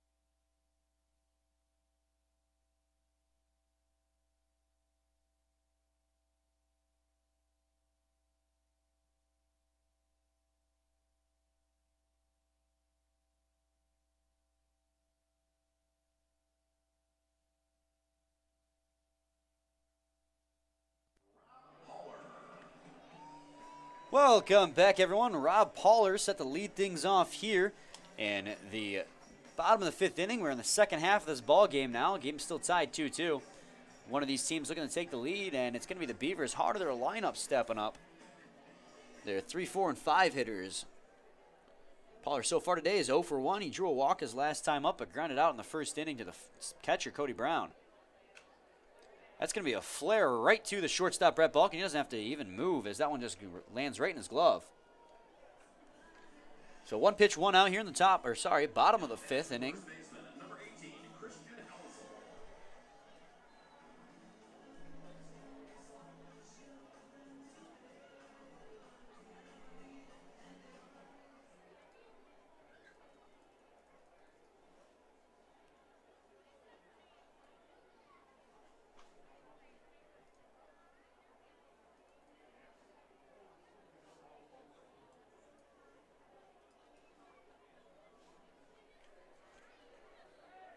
Swing and a miss there, 0-2. Actually, he's going to get a piece of that one. Christian Housel standing in.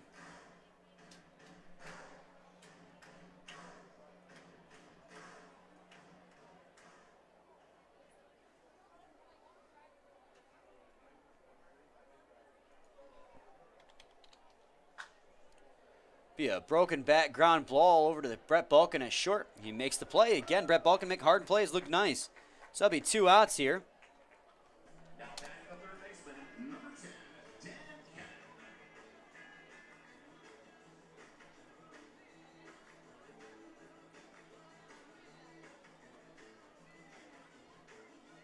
So Dan Cannon will stand in now with 2 outs here in the bottom of the 5th inning. No man on either.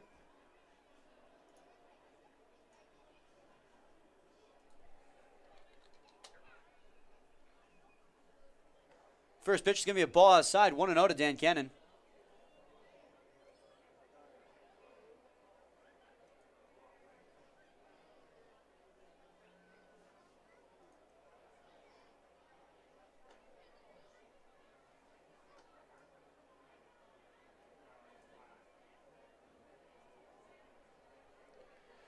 Two and 0 now on Cannon.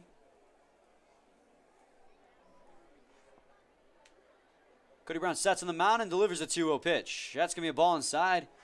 3-0. Dan Cannon to this point is 0-2 today. He struck out swinging back in the first, then grounded out to the third baseman Webb his last time up.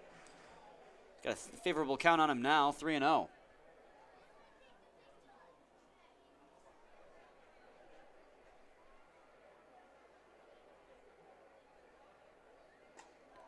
That's going to be a strike on the outside edge. 3-1 now. Nice fastball location there from Cody Brown. Almost said Seth Brenner there. Wrong team. The 3-1 pitch comes in. Be a ground ball towards the third baseman Bobby Webb. It's going to go foul though, and the count's going to run full, 3-2. 2 outs here with no one on in the bottom of the 5th.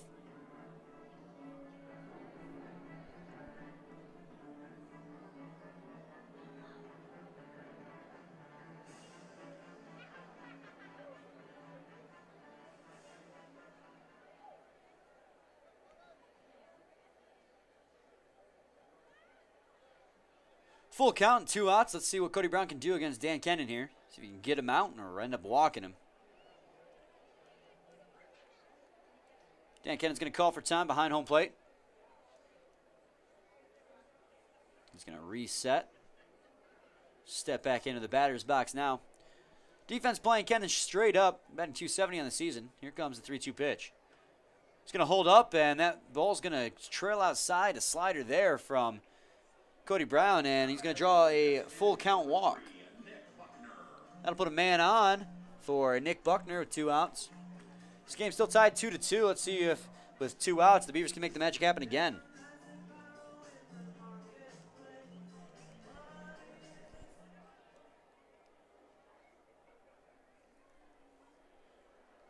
Back in the 4th inning, Cody Brown managed to get the first 2 outs with pretty much some pretty good ease, and then Daniel Averi, Thomas Rulis, and Clark had 3 consecutive hits to score a run.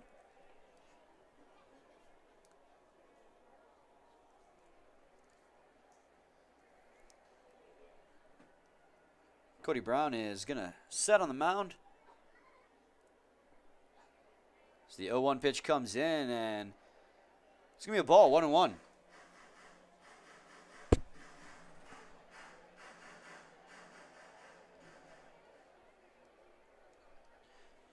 Cody Brown's going to keep a close eye on Dan Cannon down there at first base. So he delivers the 1-1.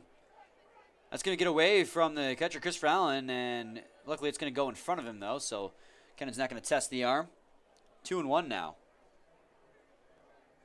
In case you're just tuning in, the Unicorns got out to a 1-0 lead back in the 1st inning when Willie Martin had an RBI groundout. It was in the 3rd where the Beavers would tie it up thanks to an RBI groundout from Brandon Raw. Unicorns take the lead again back in the top of the 4th thanks to an RBI groundout from Christopher Allen. And then finally, an RBI base hit from DeAndre Clark in the bottom of the 4th. Tied it up again, making it 2-2. This will be a fly ball down the third base line. Hooking foul, though, and out of play. Count is even, 2-2. Dan Cannon's going to retreat back to first base.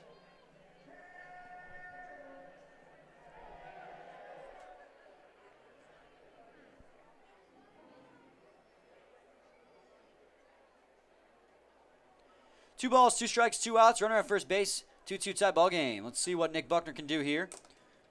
Buckner's going to call for time at home. He's going to reset and dig back in that batter's box now. Sun has gone down here at Jimmy John's Field. Just a little bit of light in the sky left as it is a navy blue. Third on to first base. Cannon's going to get back in with ease, though.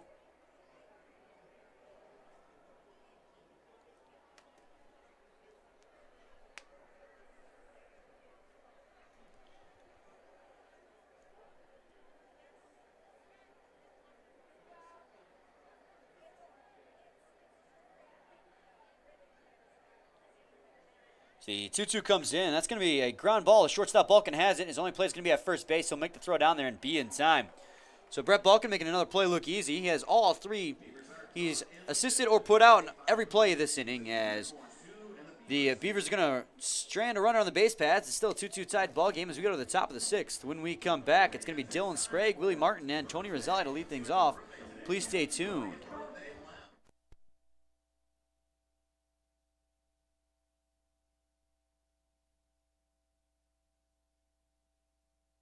We are pleased to announce yet another player from the USPBL who has signed a contract with a major league organization. On the field, our USPBL chairman and CEO, Andy Appleby, and the newest member of the Minnesota Twins organization, current USPBL home run leader, graduate of Madonna University from Fraser, Michigan, and joined by his family.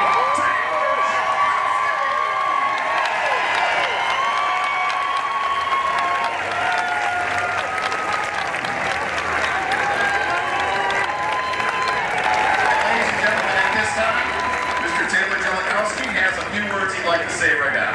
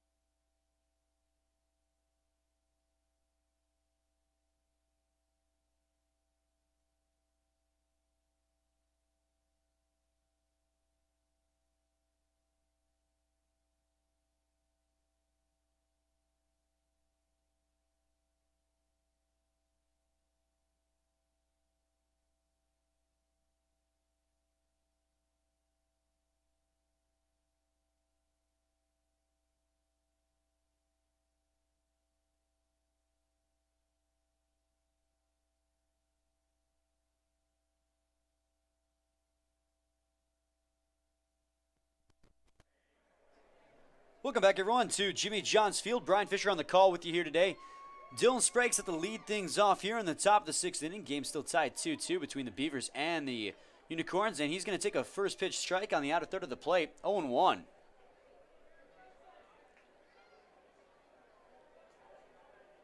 Seth Brenner's going to get his sign and deliver the 0-1 pitch. Again, Dylan Sprague's going to watch that one go by him. That one's going to be a tad high for a ball, though. Seth Brenner's had that curveball on a string all night long, though. It's really been tripping up those Unicorns players.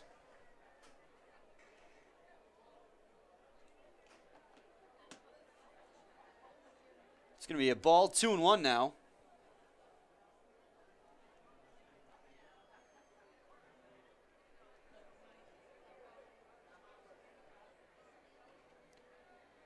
And a ball outside is going to make it 3-1.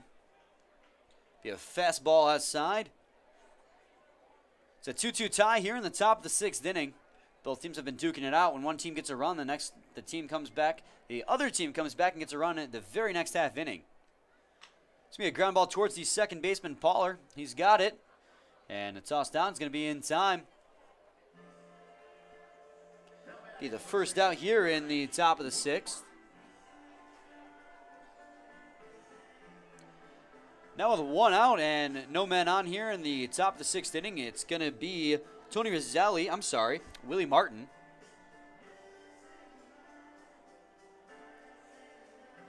Willie Martin so far today is 0 for 2. He does have an RBI when he grounded out back in the 1st inning. That gave the Unicorns an early lead. However, it is tied 2-2 now. Defense is playing him straight up. Let's see if Willie Martin can do some damage here this time around.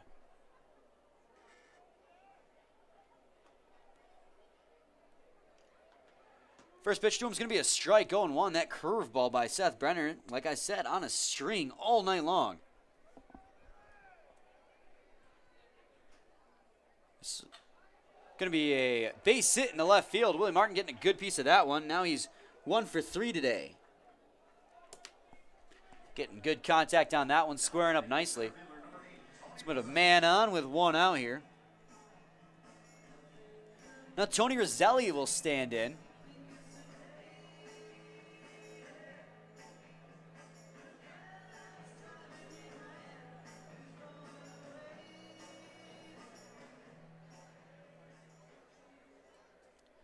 Roselli so far today is 0 for 2. He did reach on an error back in the 4th and come around to score. Getting that curveball there by Seth Brenner. Started outside but broke back over the plate, 0-1.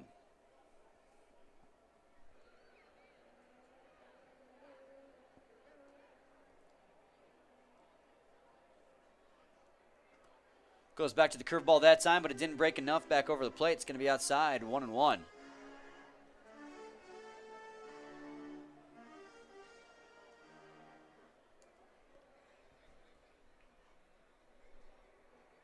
Ooh, he's going to drive that one in the left field. Base hit. That's going to put runners at first and second with 1 out here.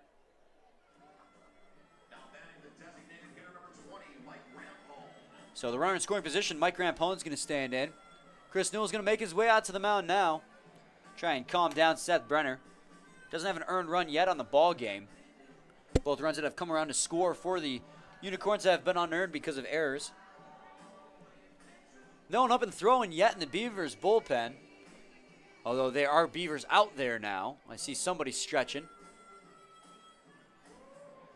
So it's more or less probably just a talk to try and calm him down. He's had 2 base hits, nicely squared up there. The Beavers have the Unicorns have an opportunity here to take the lead. Mr. Appleby is seen giving his rounds here. Jimmy John's Field out here in the grandstand. Very personable man. Goes around and says hi to all the fans. He puts a good product out here at the USPBL and Jimmy John's Field.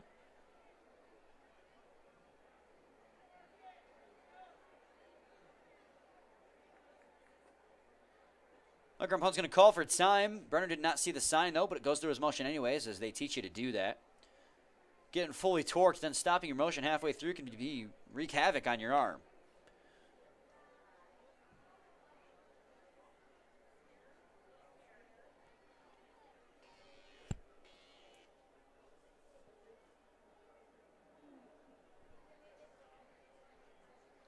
It's going to be a ball high, 1-0 now. Runners at first and second base.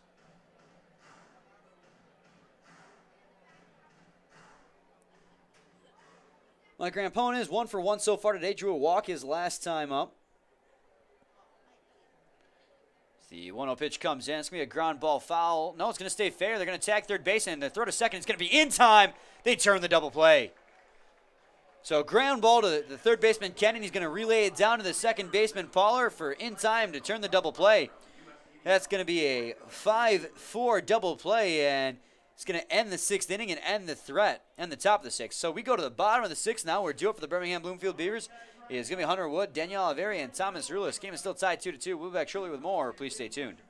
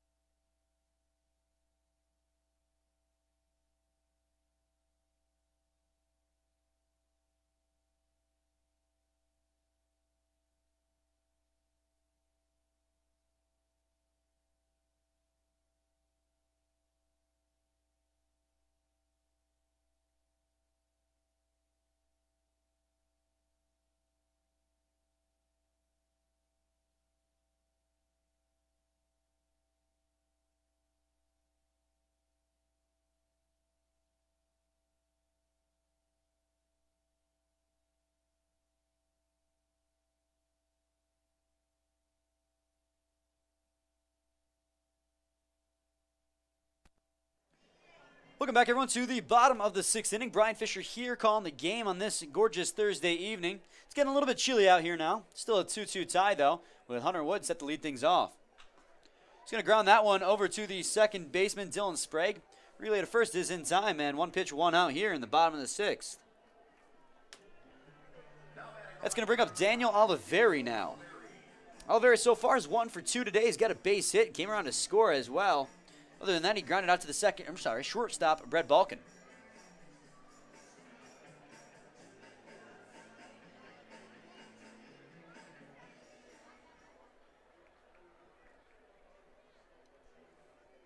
The first pitch to Oliveri in is going to be a nice fastball there, right down the middle, 0-1.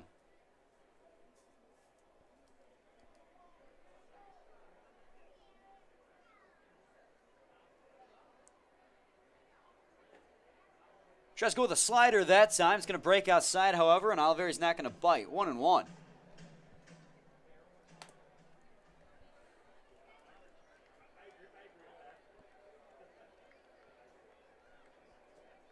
It's going to be a ground ball, hooking fouled on the third base line. 1-2.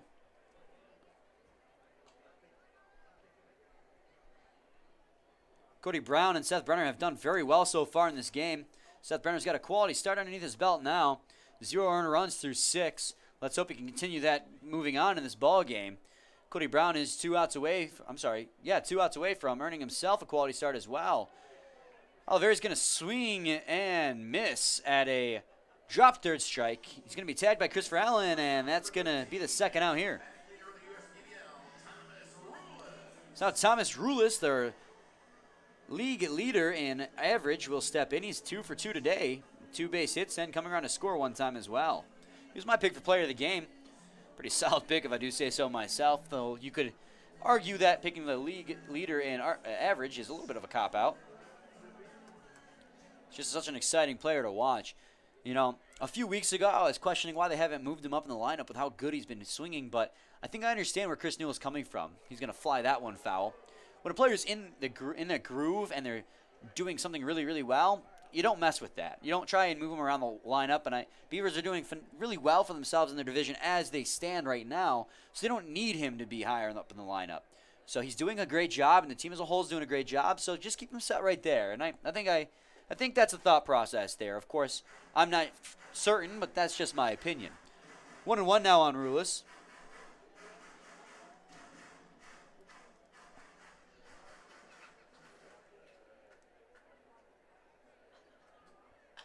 Be a ground ball towards the first baseman, Martin. He's going to underhand throw that one to Cody Brown as he covers first, and it's going to be a 1-2-3 inning. So both starting pitchers have quality starts underneath their belt now, and we go to the top of the 7th, everyone. Still a 2-2 tie, and when we come back, it's going to be Unicorns due up with the bottom of their lineup. Bobby Webb, Christopher Allen, and Justin the Earl Erlinson. So we'll be back shortly with more. Please stay tuned. We are pleased.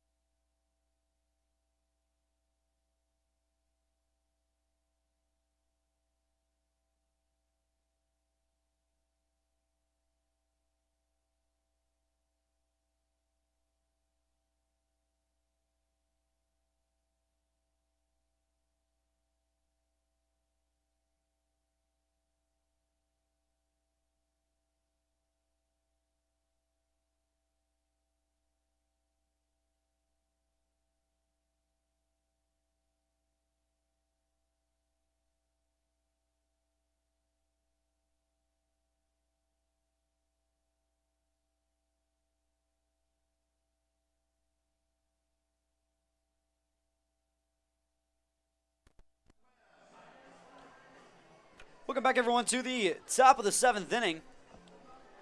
Bobby Webb set to lead things off here for the Utica Unicorns. He is the third baseman for those said Unicorns, and he started off that double play that ended things. I apologize. That is wrong. It was actually Kennan who started that double play, as it was the Beavers defensively that time. Going to be 0-2 now on Bobby Webb. As I misspeak, I apologize again for that.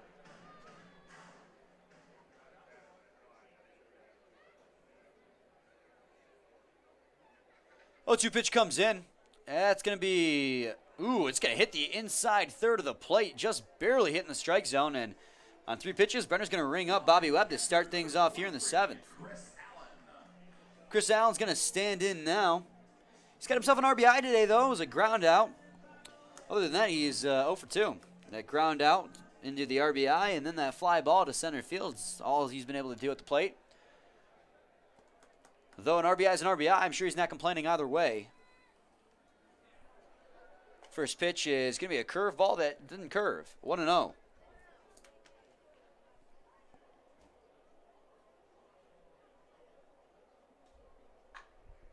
Be a ground ball down the third base line. Going to be hooking foul, though. 1-1.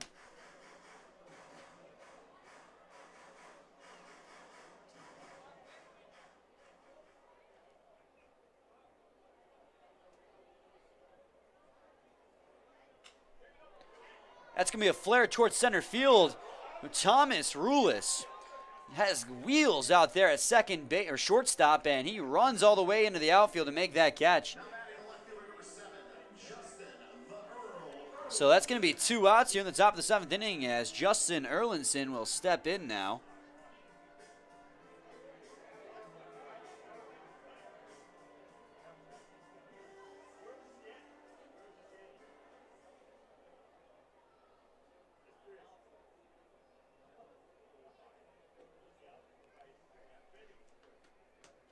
One and 0 now after that last pitch missed.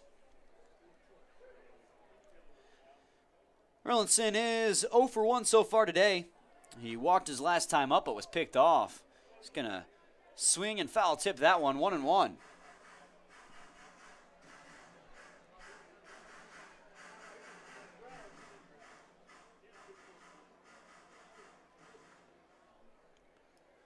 Nobody on with 2 outs and a 1-1 count on Erlinson.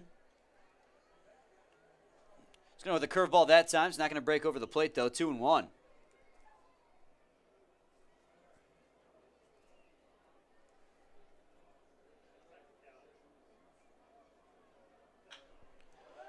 Ground ball there. Kennan's got it. Throw down to first is in time. Nice play there by Dan Kennan. Quick reaction. It's going to be a 1-2-3 inning for Seth Brenner and the Birmingham-Bloomfield Beavers defensively. We're going to go to the bottom of the 7th inning, where due up for the Birmingham-Bloomfield Beavers will be the top of their lineup. DeNandre Clark, Brandon Raw, and Robert Pollard. Still tied 2-2, and it's 7th inning stretch time here at Jimmy John's Field. We'll be back shortly with more. Please stay tuned.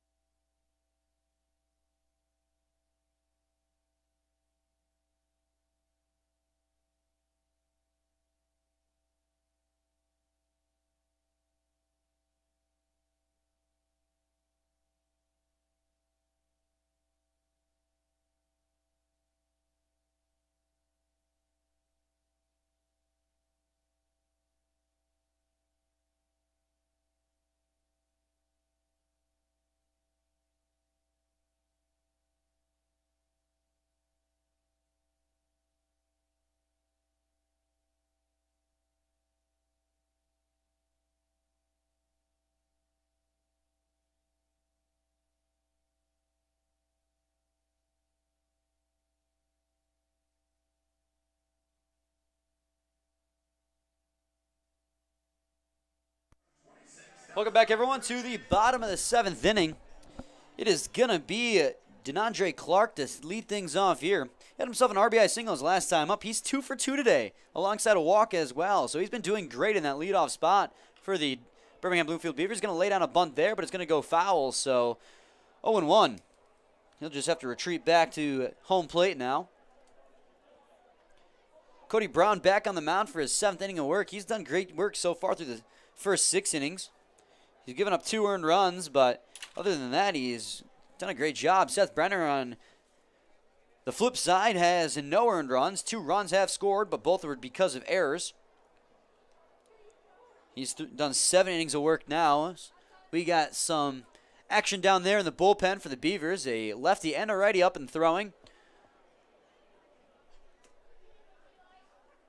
As the 0-1 pitch comes in. That's going to be a strike inside. I'm sorry, I jumped the gun a little bit there. I was going to be a ball, 1-1. Got a righty up and throwing in the Utica Unicorns bullpen as well. So action in both bullpens. So that might be spelling the end soon here for both starting pitchers. 1-2 now on DeAndre Clark.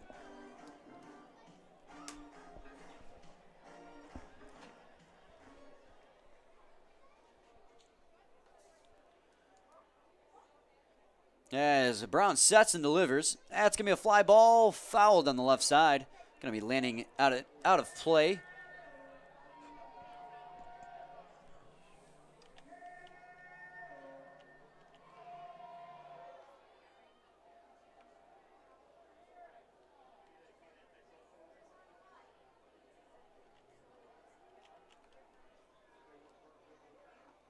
Swing and a miss there, but DeAndre Clark, he gets dusted off there by a nasty slider from Cody Brown. So Cody Brown finally gets DeAndre Clark out for the first time today, and that'll bring up Brandon Raw. Brandon Raw is 0 for 3 so far tonight, but he does have an RBI from grounding out back in the 3rd inning. Leads the league in RBIs and is 2nd in the league in home runs. Tied for 2nd, technically. That's going to be a ball outside, 1-0.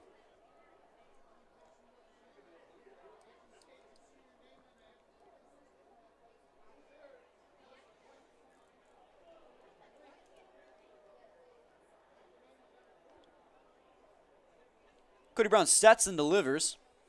That's going to be a change up down low and away, 2-0 now to Brandon Raw.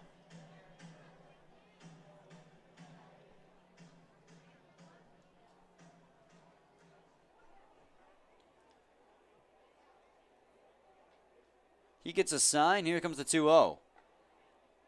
It's going to be a fastball right down the heart of the plate for a strike, 2-1.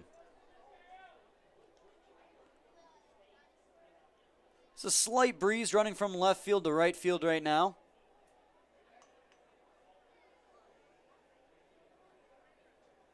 The 2-1 pitch comes in, and he's going to ground that one right to the shortstop Balkin. He's got it on his backhand, and he is going to make the throw in time. Brett Balkin makes even the hardest of plays look so easy.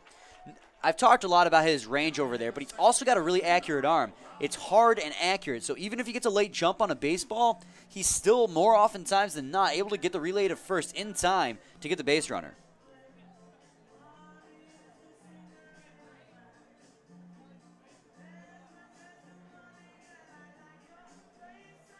So Robert Pollard is going to stand in now.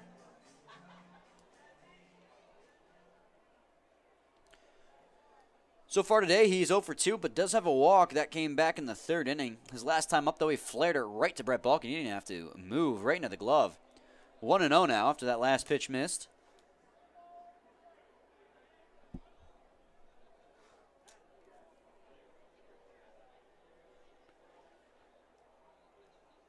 The 1-0 is in, and that's going to be a ball low, 2-0.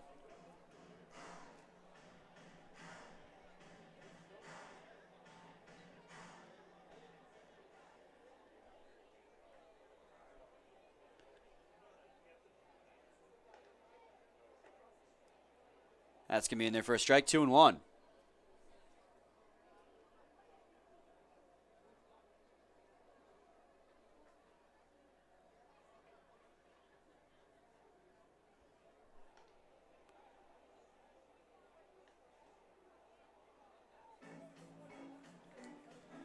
That one's going to be in there for a strike. Count's going to fall even at 2 apiece now. 2 balls, 2 strikes, 2 outs. No men on here in the bottom of the 7th inning. Game's still tied 2 apiece. Lots of 2s going on here in this ball game. That's going to be a pitch inside. Count's going to run full now, 3-2. Tries to go back there with a slider, but Cody Brown, no dice.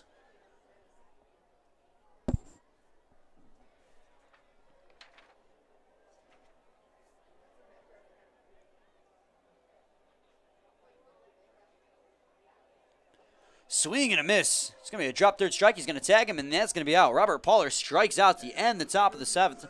Excuse me, the bottom of the 7th. Oh, another 1-2-3 inning for Cody Brown, his 3rd on the night. We go to the top of the 8th inning where it's still tied 2-2. When we come back, Brett Balkin, Chris Cruz, and Dylan Sprague set to lead things off. They're your leadoff hitters. I'm sorry, they're top of the lineup for the Unicorns. We'll be back shortly with more. Please stay tuned.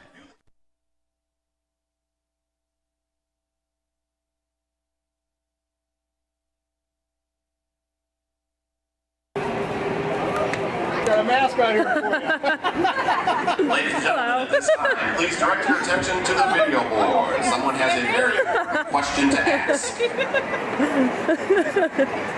Oh my goodness!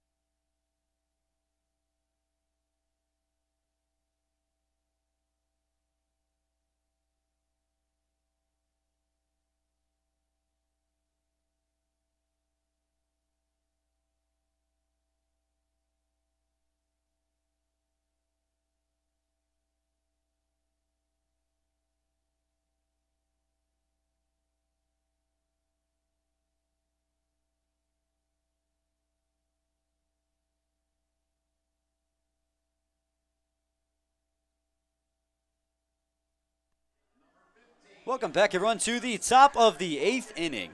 Brian Fisher here on the call on a beautiful Thursday evening. Still tied 2-2, and we got a new pitcher on the mound. It's going to be Jake Welch taking over for Seth Brenner. Seth Brenner so far this season has got, Seth Brenner in tonight's game went 7 innings pitched, gave up 3 hits, only 2 runs, and none of which were earned, though. So no earned runs in 7 innings of work with 4 strikeouts and 4 walks. He has been so good to this so far this season for the Beavers, and good again today for them as well. It's going to be Jake Welch taking over on the mound. He's going to be facing off against Brett Balkin for his first batter. 1-0 now.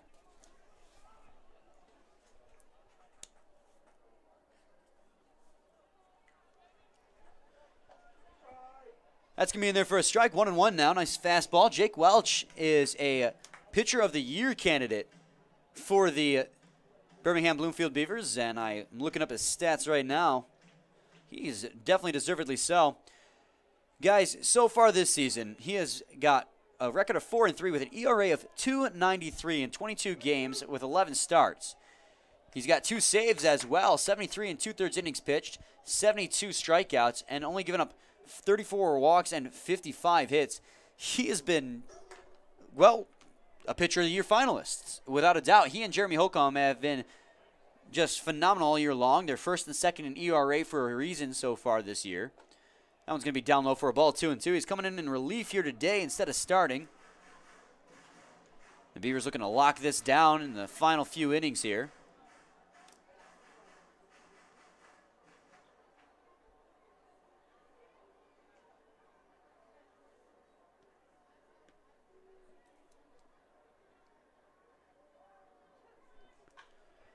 It's going to be a ground ball down, fouled on the third base line. 2-2 is going to remain the count.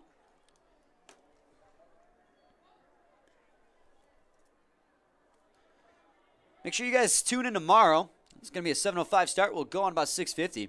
Westside William Adams taking on the Birmingham-Bloomfield Beavers. It's a divisional matchup there.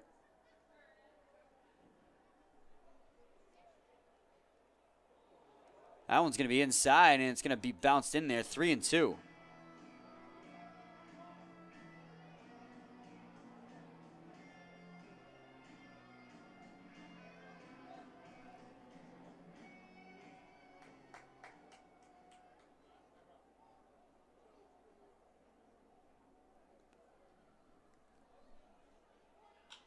It's going to be a ground ball down to the third baseman. Kennedy has it. The throw in time and be the first out here. Brett Balkin puts a fight up, though, with all that speed. Nearly got down there in time. Dan Kennan beat him with that fight or throw, though. And now Chris Cruz will stand in with one down. No man on.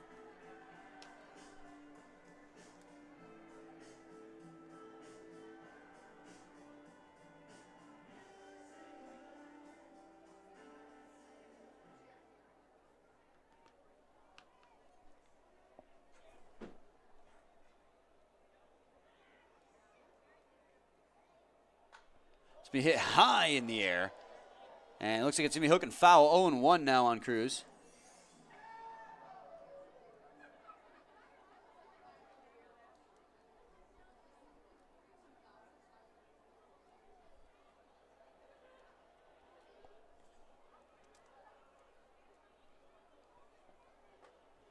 He's going to throw a slider in there. That's going to be a strike, 0-2.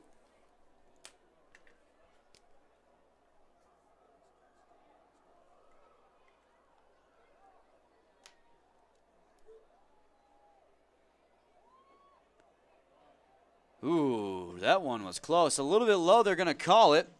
Looked like it might have hit the strike zone from my angle, but it could have been low. 1-2 now. A shift on Cruz yet again. The entire infield is shifted to the right. It's going to be a ground ball towards the second baseman, Pollard. Easy toss down the first, and that's going to be 2 outs here in the top of the 8th.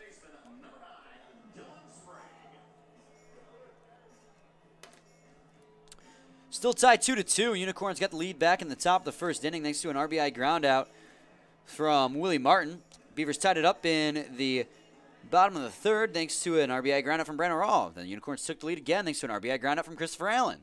Then DeAndre Clark broke that vicious cycle and had RBI base hit, making it 2-2, and that's where we stand.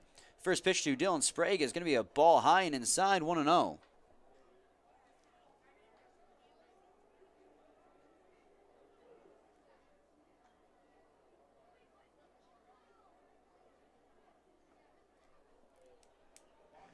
Two and 0 now.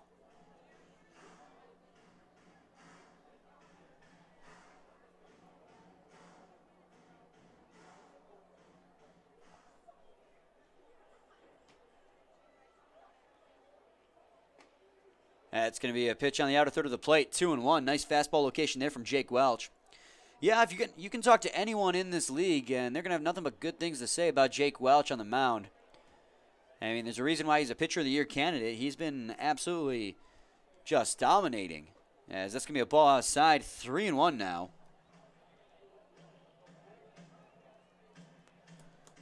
Looks to have himself a 1-2-3 inning here, but Dylan Sprague's got himself into a hitter's friendly count. 3 balls and 1 strike.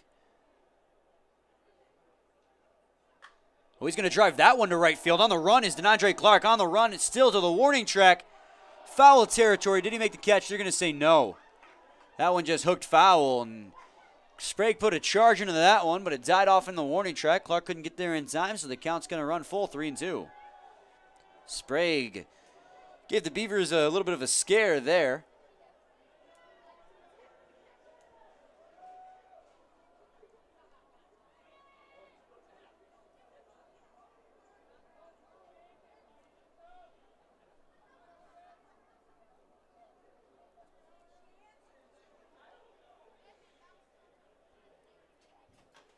It's going to be a ground ball. He's going to hit it off of his hip, though. Looks okay, though.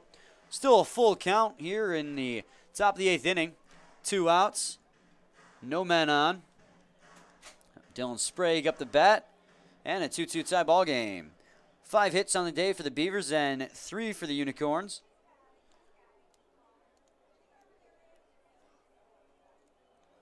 And the 3-2. It's been hit high in the air. Behind home plate, Hunter Wood takes his mask off onto the warning track behind home, and it looks like it's going to land in the grandstand. Based on the jeering from the crowd, I'd imagine it was not a highlight of the day there catch by whomever got the ball. So still a full count on Sprague with 2 outs. Jake Welch now on the mound trying to get it out, get him out.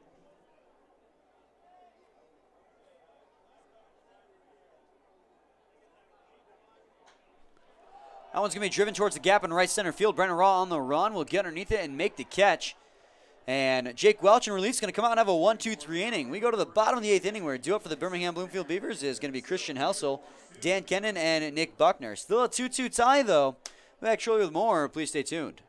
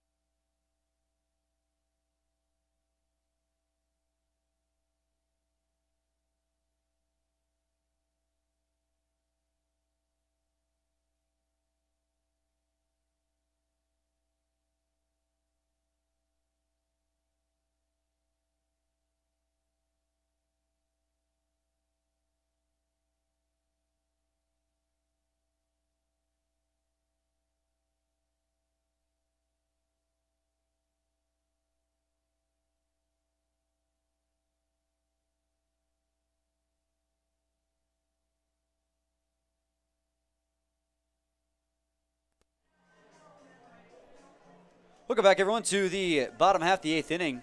Birmingham-Bloomfield Beavers, if they can get a lead here, can force the hands of the Utica Unicorns. Unicorns on the mound is now Sean Gustin. He takes over for Cody Brown. Cody Brown has himself a solid outing. He goes 7 innings pitched, gives up 2 earned runs. 5 hits on top of that, I believe. And he walks just 4 batters.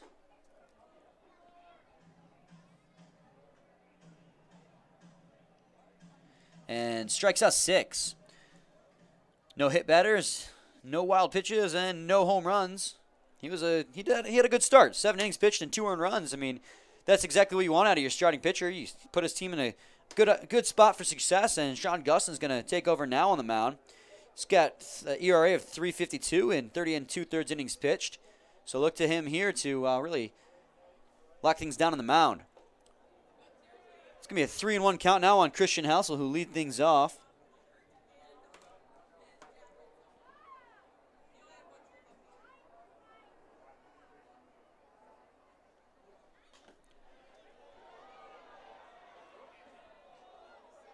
going to be a fly ball that lands foul, 3-2.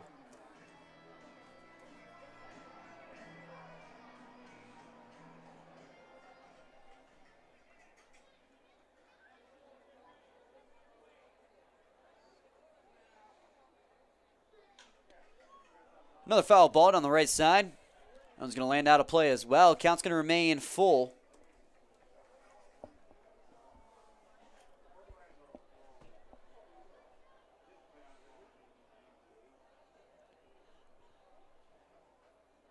Again, the 3-2. He's going to drive that one, put a charge into that one down the right field line, but that's going to hook foul as well and land out of play. Christian Helsel making late contact on a lot of these pitches here. Staying alive, though, which I guess is the goal when you're at the plate. So, although it looked like he was kicking himself after that one, thought he should have had that one on a better contact.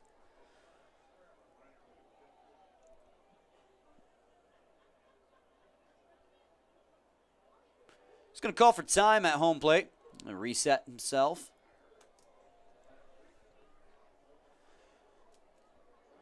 Cody Brown finished off the ball game with 2 consecutive 1-2-3 innings. He was dominant on the mound pretty much all game long. Had a couple innings where he gave up runs. That one's going to be a ball inside, and Sean Gussel's going to walk the leadoff batter here. And one thing we've learned is that leadoff batters tend to come around to score when they get on base.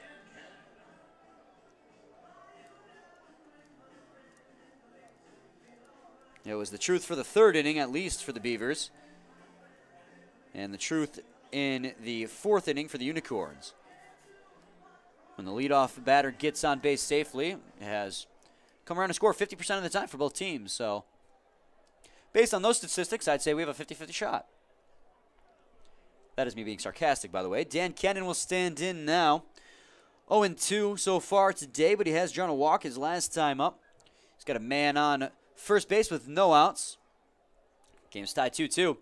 If the Beavers can take the lead here in the bottom of the 8th inning, it can make it last call for the Unicorns in the top half of the 9th. 1-0 now.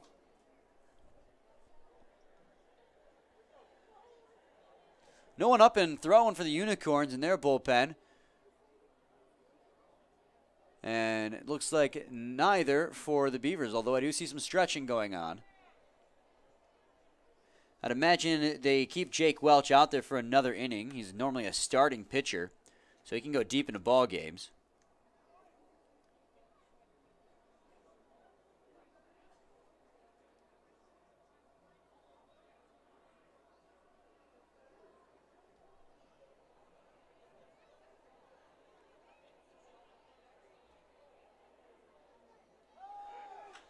That's going to be a hit-and-run situation. That one's going to be down in the gap in right center field. Running to third base is going to be Christian Helsel. They'll stop him there. So the Beavers with no outs have runners at the corners and something going here in the bottom of the 8th inning.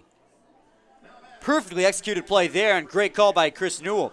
He sent Helsel from first base, and Dan Kennan followed that up with a base hit towards the gap in right center. And just like that, the Utica Unicorns might be in some trouble here as Nick Buckner comes to give the Beavers the lead here with no outs and runners in the corners. Runners at the corners. He's 0 for 3 so far today, so this will be a great opportunity here and a great time for him to get that first hit.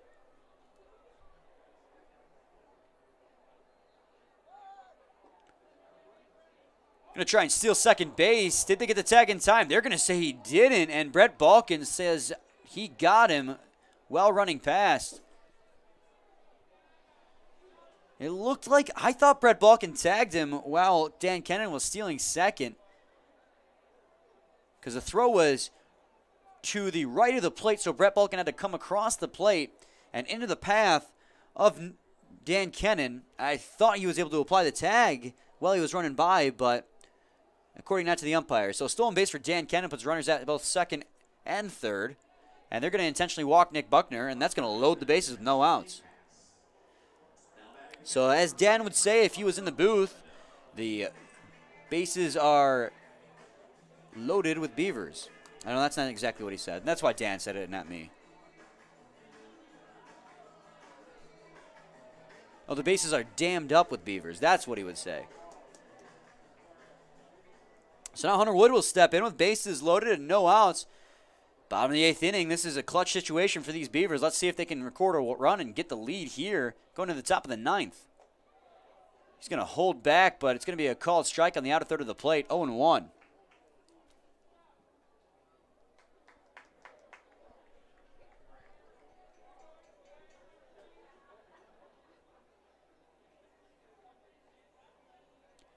Infield playing in to cut down the runner at home. As Wood calls for time to reset. Imagine his heart's got to be pumping here. This game's tied in the bottom of the 8th and bases are loaded. He's got an opportunity to give his team the lead. The 0-1 pitch comes in. Ball outside, 1-1. Sean Gustin comes in today with a 3.52 ERA. But today just hasn't been his way so far. A walk, a base hit, and another intentional walk has loaded the bases for the Beavers. He's got himself in quite the pickle here, does Sean Gustin. Swing and a miss there by Hunter Wood. 1-2 now. He chased that change up down low.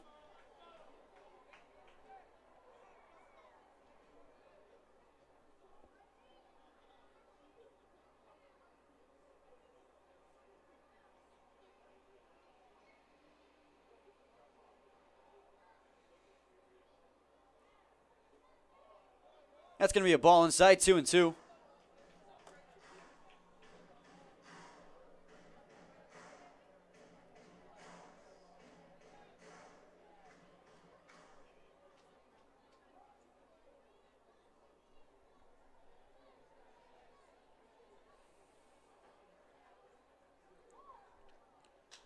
He's going to hit that one towards center field. Tony Roselli will be underneath it, though, to make the catch.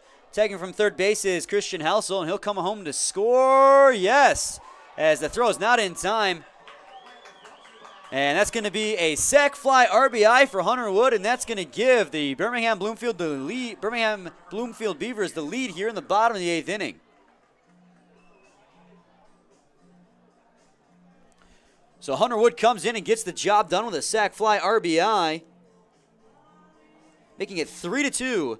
Birmingham-Bloomfield Beavers over the Utica Unicorns. Now Daniel Oliveri will come in. Still got runners at first and second and one out. Opportunity to further extend that lead.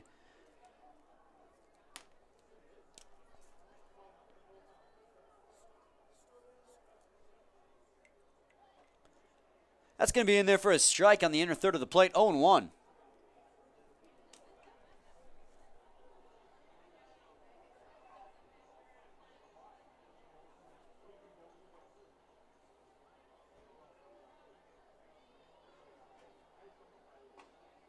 That's going to be a strike, 0-2 now.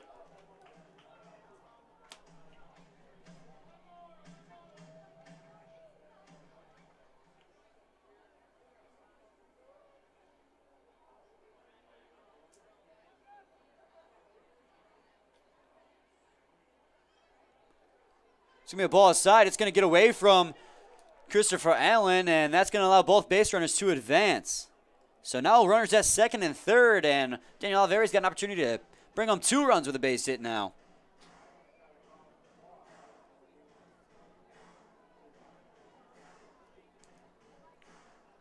So a 3-2 lead for the Birmingham-Bloomfield Beavers after that sac fly RBI from Hunter Wood with bases loaded. Now we got runners at second and third again thanks to a wild pitch from Sean Gustin. Be a meeting at the mound between Allen and Gustin. Try and calm him down. Still only 1 out. Got the bottom of the lineup for the Beavers. If Daniel Oliveri reaches safely here, or just doesn't hit into a double play of any kind, that's going to bring up Thomas Rulis, my pick for player of the game, and is 2 for 3 today. That's going to be a line drive to the right field through, and that's going to score 1 run, maybe 2, as rounding third base is Nick Buckner, and he will come home to score. A 2 RBI base hit for Daniel Oliveri is going to extend the lead to 5-2 for the Birmingham-Bloomfield Beavers.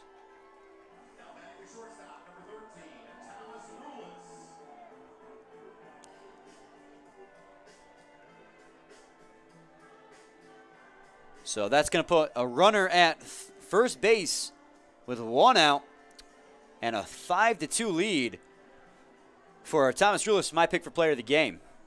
He's 2 for 3, like I mentioned. Last time out, he grounded out to the first baseman, who made the toss to a covering Cody Brown.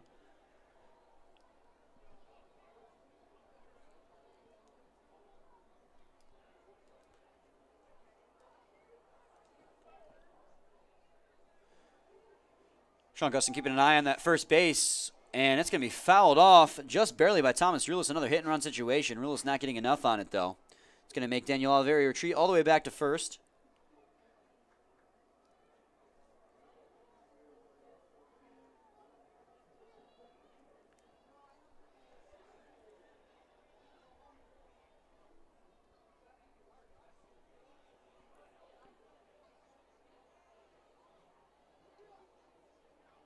The 0-1 pitch comes in. That's going to be a fly ball down the left side, 0-2.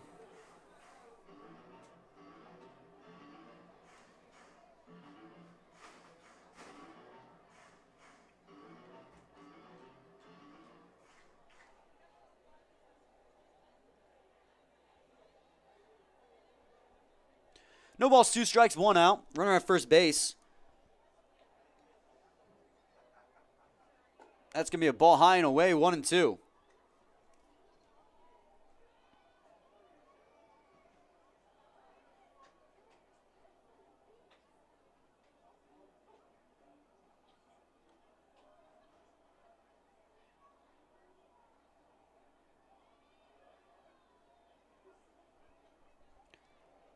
Throw it on a first base is not going to be in time as Daniel Oliveri slides back in safely. Rulis has a 1-2 count on him, and still only 1 out here in the bottom of the 8th.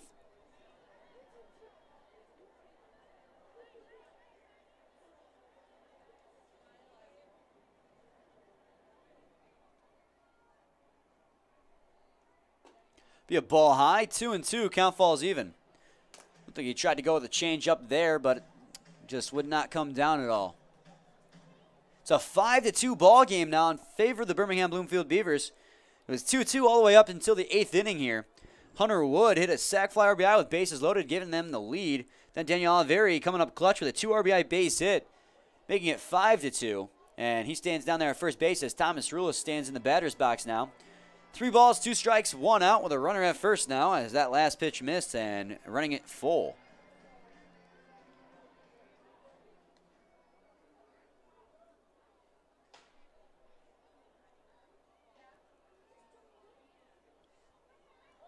Breaking for second base is Daniel Oliveri again. It's going to be fouled off, though. Out of play. Daniel Oliveri getting his workout in.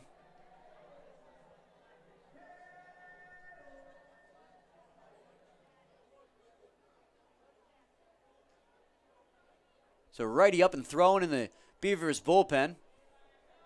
Might be their closer.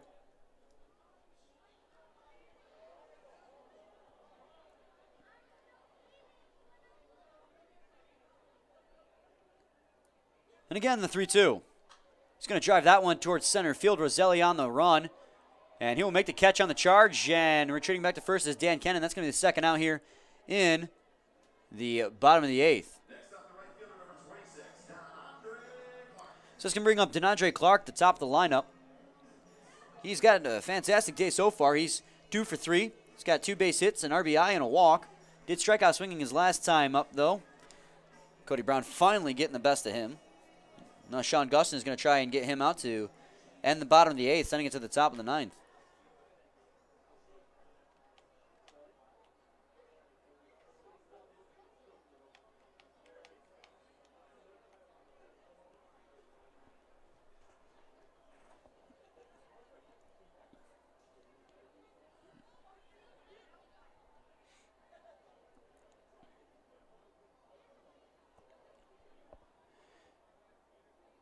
Gustin sets and delivers. That's going to be a ball outside, 1-0.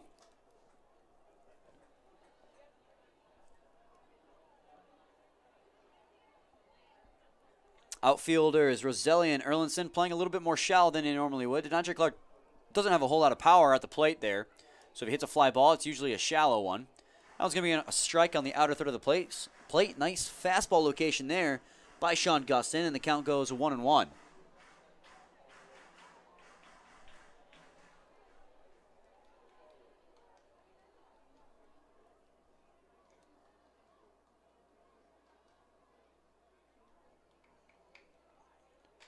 Be a ground ball towards the first baseman. Sean Gustin's going to cover, and the relay's in time as they tag first.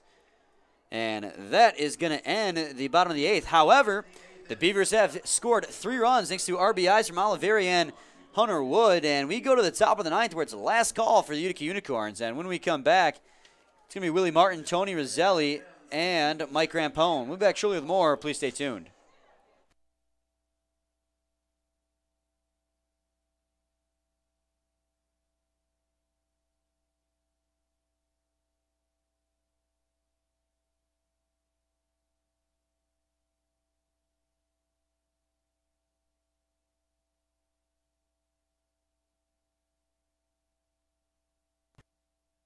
Hey, it's Matt Derry out here in right field in front of the merchandising tent and the trailer. We're having a blast. Get your USPBL gear right here. We've got 24 different kind of hats. We've got jerseys, pennants, foam figures. This Westside Woolly Mammoths jersey is straight fire. You've got to get these jerseys, these hats, everything out here in right field. And, of course, the merchandising area behind home plate in the grandstand. Check it out.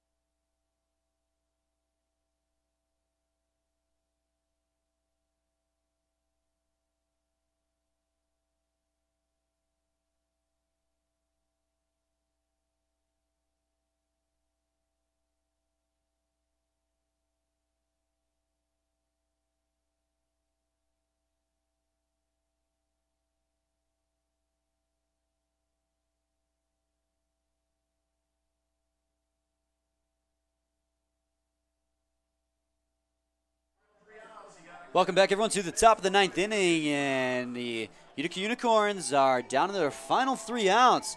They gave up 3 runs in the bottom of the 8th inning, and it's now a 5-2 ball game. Got a new pitcher on the mound now for the Birmingham-Bloomfield Beavers. Jake Welch's day is done, as it's Trevor Yonich on the mound now. Ooh, first pitch is going to be hit to the second baseman, Pauler, and the throw's still in time. Pauler bobbles it out there at second, reclaims the ball, and the throw is still in time to get out a charging Willie Martin.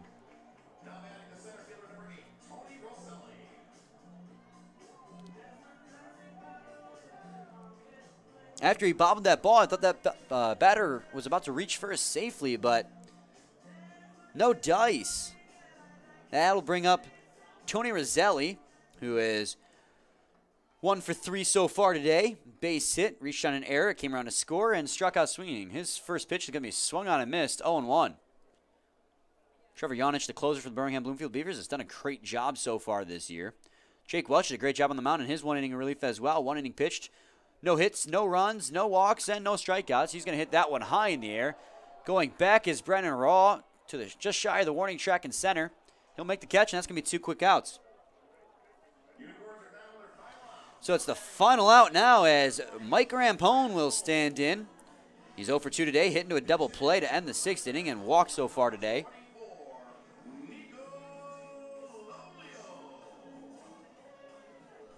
So Nico Lolio is going to pinch hit for Mike Rampone here. Can't think of a better guy to pinch hit in the bottom of the 9th inning. Of course, with nobody on the base paths, he can't walk it off, or well, he wouldn't walk it off anyways because it's the top of the 9th, but can't change the tides as much as he could. He can still change the momentum, though, with 1 swing of the bat. 0-1, though.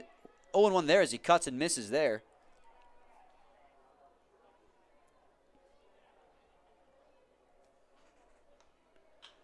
That's going to be a ground ball down the first baseline. Going to hook foul, though, 0-2. So now the Unicorns are down to their final strike in this ball game. It's a 5-2 lead for the Birmingham-Bloomfield Beavers over top the Utica Unicorns. Both starting pitchers have had fantastic games to this point.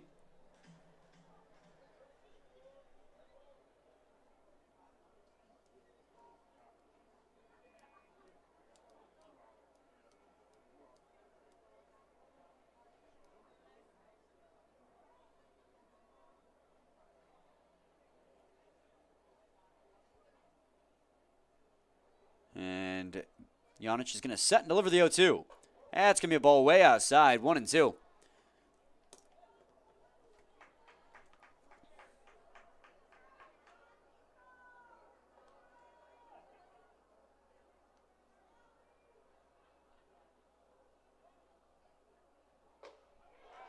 And he's going to swing and miss at that one, and Nico Lolio strikes out to end the ball game. Trevor Janich comes in here in the ninth and has a 1-2-3 ninth inning.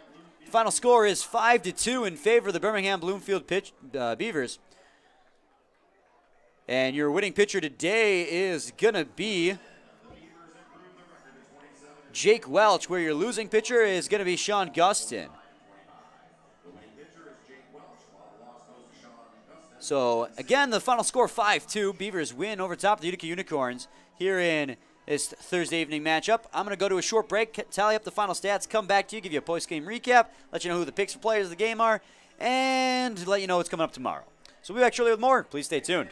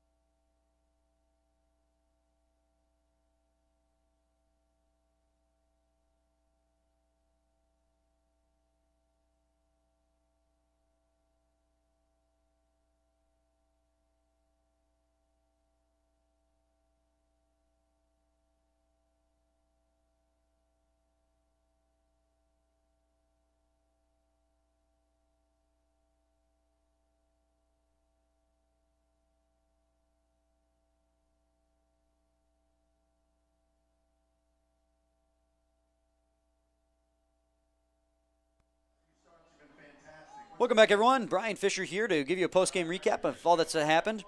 Beavers won 5-2 over the Utica Unicorns in today's evening. Go through what happened. Back in the first inning, the Unicorns got out to an early 1-0 lead. That was thanks to a ground-out RBI by Willie Martin.